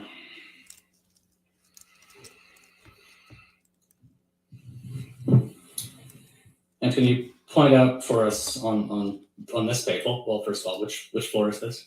This is the main level floor, essentially the second floor if you want. Okay. And can you point out for us here on this map which of the where the property damage was? Yes. How many dabs am I allowed? Around here, kitchen area. This was the TV, the wall-mounted TV on. I ran out of dabs. I apologize, actually, Your Honor. Can we move this into evidence? Any objection to 159? All right, 159, Evan. Can we publish this to the jury? Okay. So, Mr. King, I apologize for interrupting you. So you were just pointing out where on the, I think this is the second floor? Yes, essentially the main level, yeah. Okay, so other than these 3 dots, do you recall any other places where there was damage? Yes, where it says family room, there was the TV was wall mounted on that wall in between family and lounge. The sofa was approximately where you've got the red rectangle now, facing towards the TV. The lounge, too quick. The lounge was essentially the art studio. And the bedrooms over to the left there, where the damaged lamp and shade, blood on the duvet, etc. that I described. Okay, and then let's go to the first page. And which floor is this? This is the lower ground floor. Okay, and can you point out for us, did you find the finger on this floor? Correct. Can you point out to us where you found the finger? Yes, I can. Right here. There we go. It's the end of the bar. It was on the tiled floor below that end of the bar. Okay, and any other significant property damage that you want to point out on this floor? Yes, as I said, this was the. Can I dab again? Yeah. So that was the most part of the broken glass. That's where the Stolichnaya bottle was, below that bar, by the bar stools. There were 3 bar stools that you could sit at there. On this back wall here, there was plaster damage. Over here above the sink, or to the side of the sink, was more plaster damage on the walls. Behind the bar, that mirror was cracked, broken.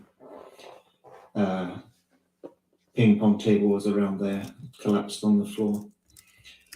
And around those 3 dots there, I'm going to put another one. That was the spillages as well, that smelled like alcohol to me, the puddles of alcohol.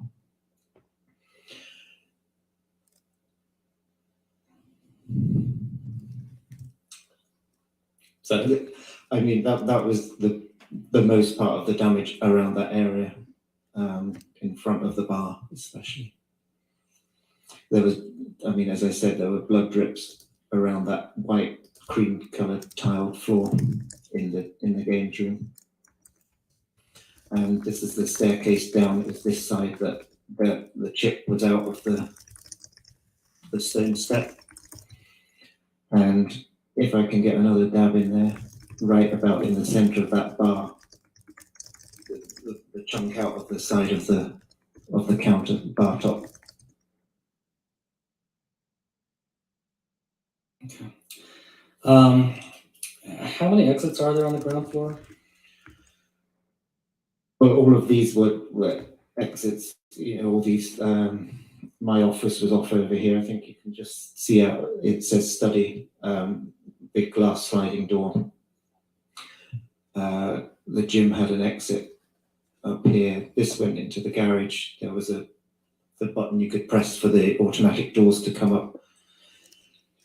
The laundry area, which is right here, this is actually an exit out into the yard, essentially. The gym, all of those rooms had an exit.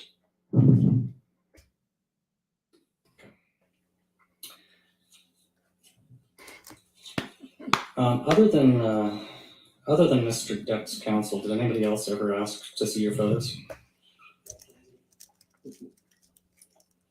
I'll allow it. No.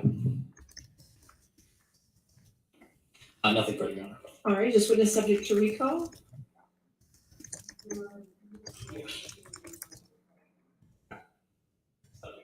All right, sir, since you're subject to recall, it's important that you do not discuss your testimony with anybody and do not pay attention to the trial and don't watch anything about the trial, okay? Of course. All right, thank you. All right, you can step down, sir. Yes, ma'am? Thank you.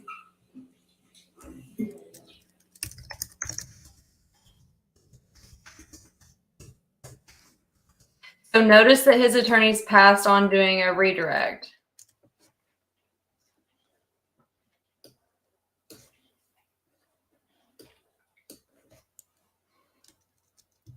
Bye, Cindy. We can do this again tomorrow if everybody wants to. We can keep this going. But enjoy the rest of your night, Cindy.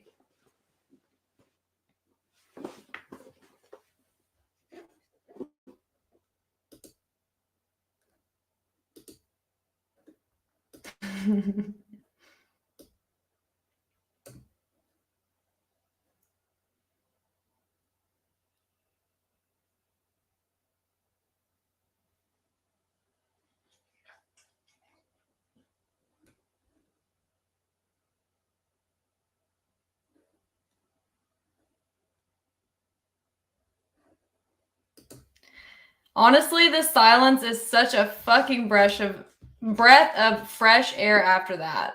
Like, what did we just witness? Like, man. Look at her. She's like, oh, she's like, why me? Of all the Ladies and judges, why gentlemen, it me? comes to the end of our day, so we're gonna Oh, excuse you for the shit. evening. Again, do not do any outside research and don't talk to anybody, and we'll see you tomorrow morning, okay? Have a good evening. All right, thank you. She's like, get the fuck out of here. I'm done with y'all today. Get gone.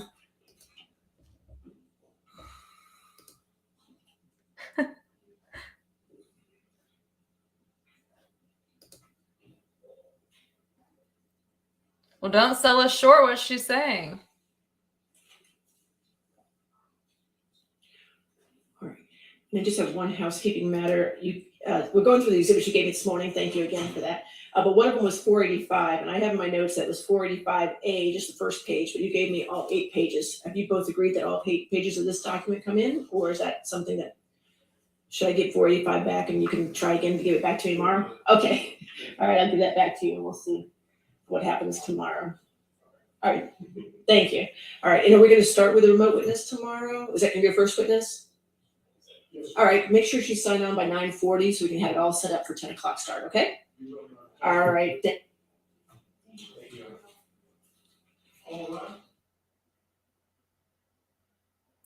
Wow, that cardigan is worse than I thought. What is she wearing?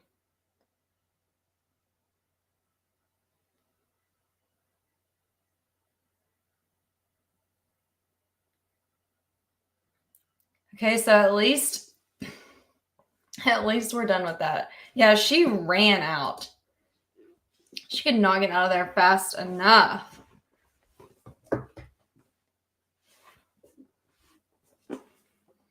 I mean, how much more of that could we possibly take?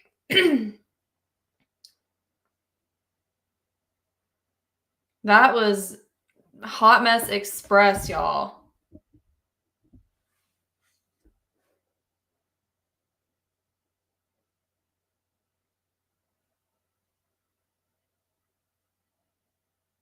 She will have to go find a blue tie for tomorrow.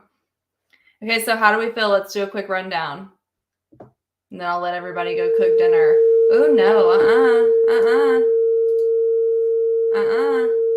What the hell?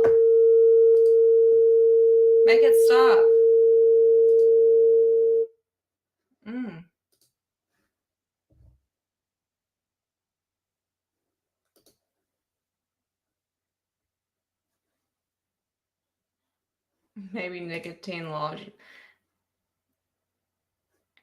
Yeah, that was a hot fucking mess, y'all. Like, hot mess. Hot mess. That was horrid.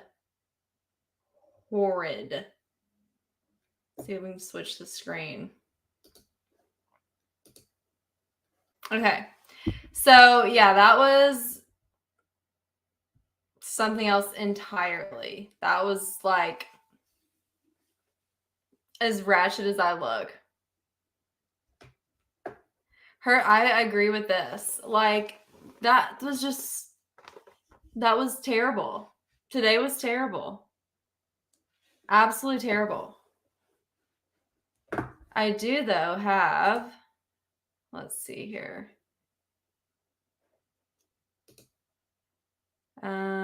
Let's do this. Sure, we'll share entire screen. Okay. So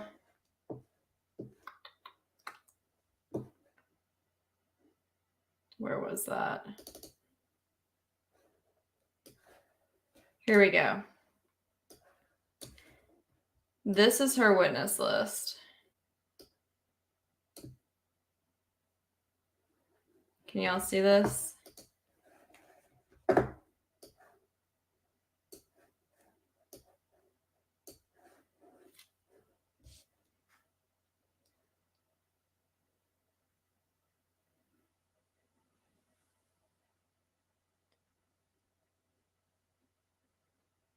So with Discovery, they should have gotten all of the pictures that Johnny's team had. Like anything Johnny's team had, they should have already had that.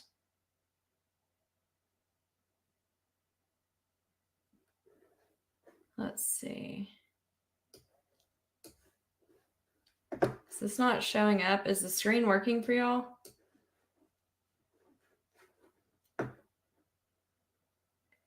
Because it should be showing y'all this. Yeah, I don't know what it's doing. Let's see here.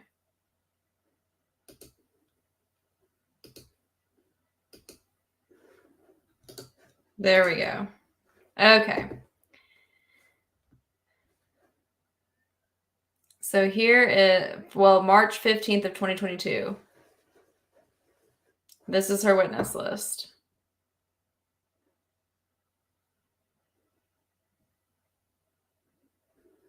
Yeah, I don't know why it should.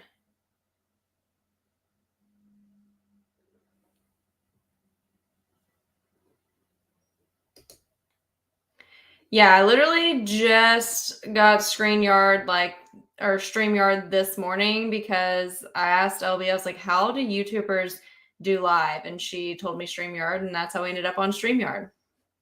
But yeah. Can't read it? Okay.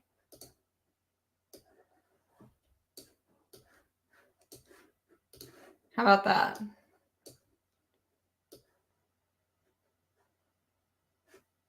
Is it pulling it up? Maybe not. There's a lag for some reason. Maybe if I just do screen.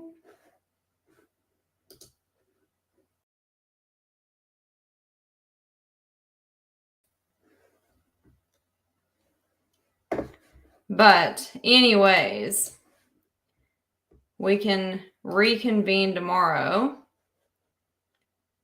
And hopefully, God, I just hope tomorrow is better than today was, because today was rough. Rough.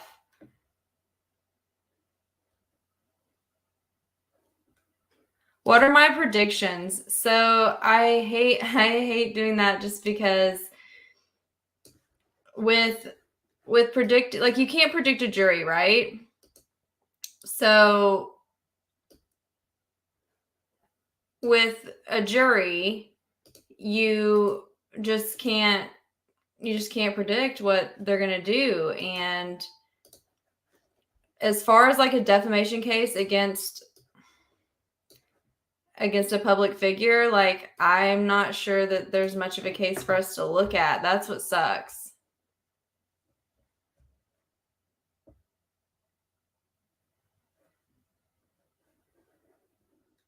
Tomorrow, we'll just start again in the morning and then take our lunch break and pop back on. That's my game plan. I wanted to do a live and read you guys all of the court docs because I have the court docs. I don't know why this is not working for us very well. I have all of the court docs, and with all of the court docs, it's a lot of tea, a lot of good shit in the court docs. So at some point we should go live and go over that. But I know that a lot of y'all probably want to go stretch after the situation that we just witnessed. That was not the best day of trial coverage. I mean, it was way more fun watching it with y'all, but as far as like content, woof. That was a shit show. But yeah, I say we reconvene tomorrow.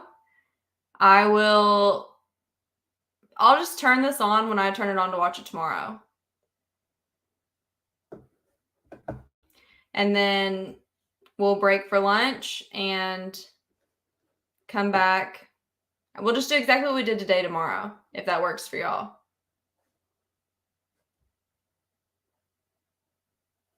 I don't know why the screen is not working.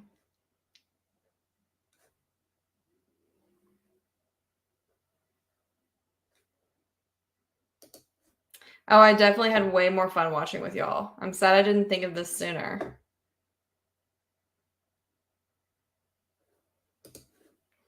I think they're just trying to show that it's kind of weird that if that's true, that if they were together for such a short time that happened. I think they're trying to show that they were closer and maybe not just friends like she keeps saying that they were, but it's interesting to say the least. But I'm going to get off of here so that we can all stretch and go eat a snack, and we will regroup later. So I will see you guys tomorrow.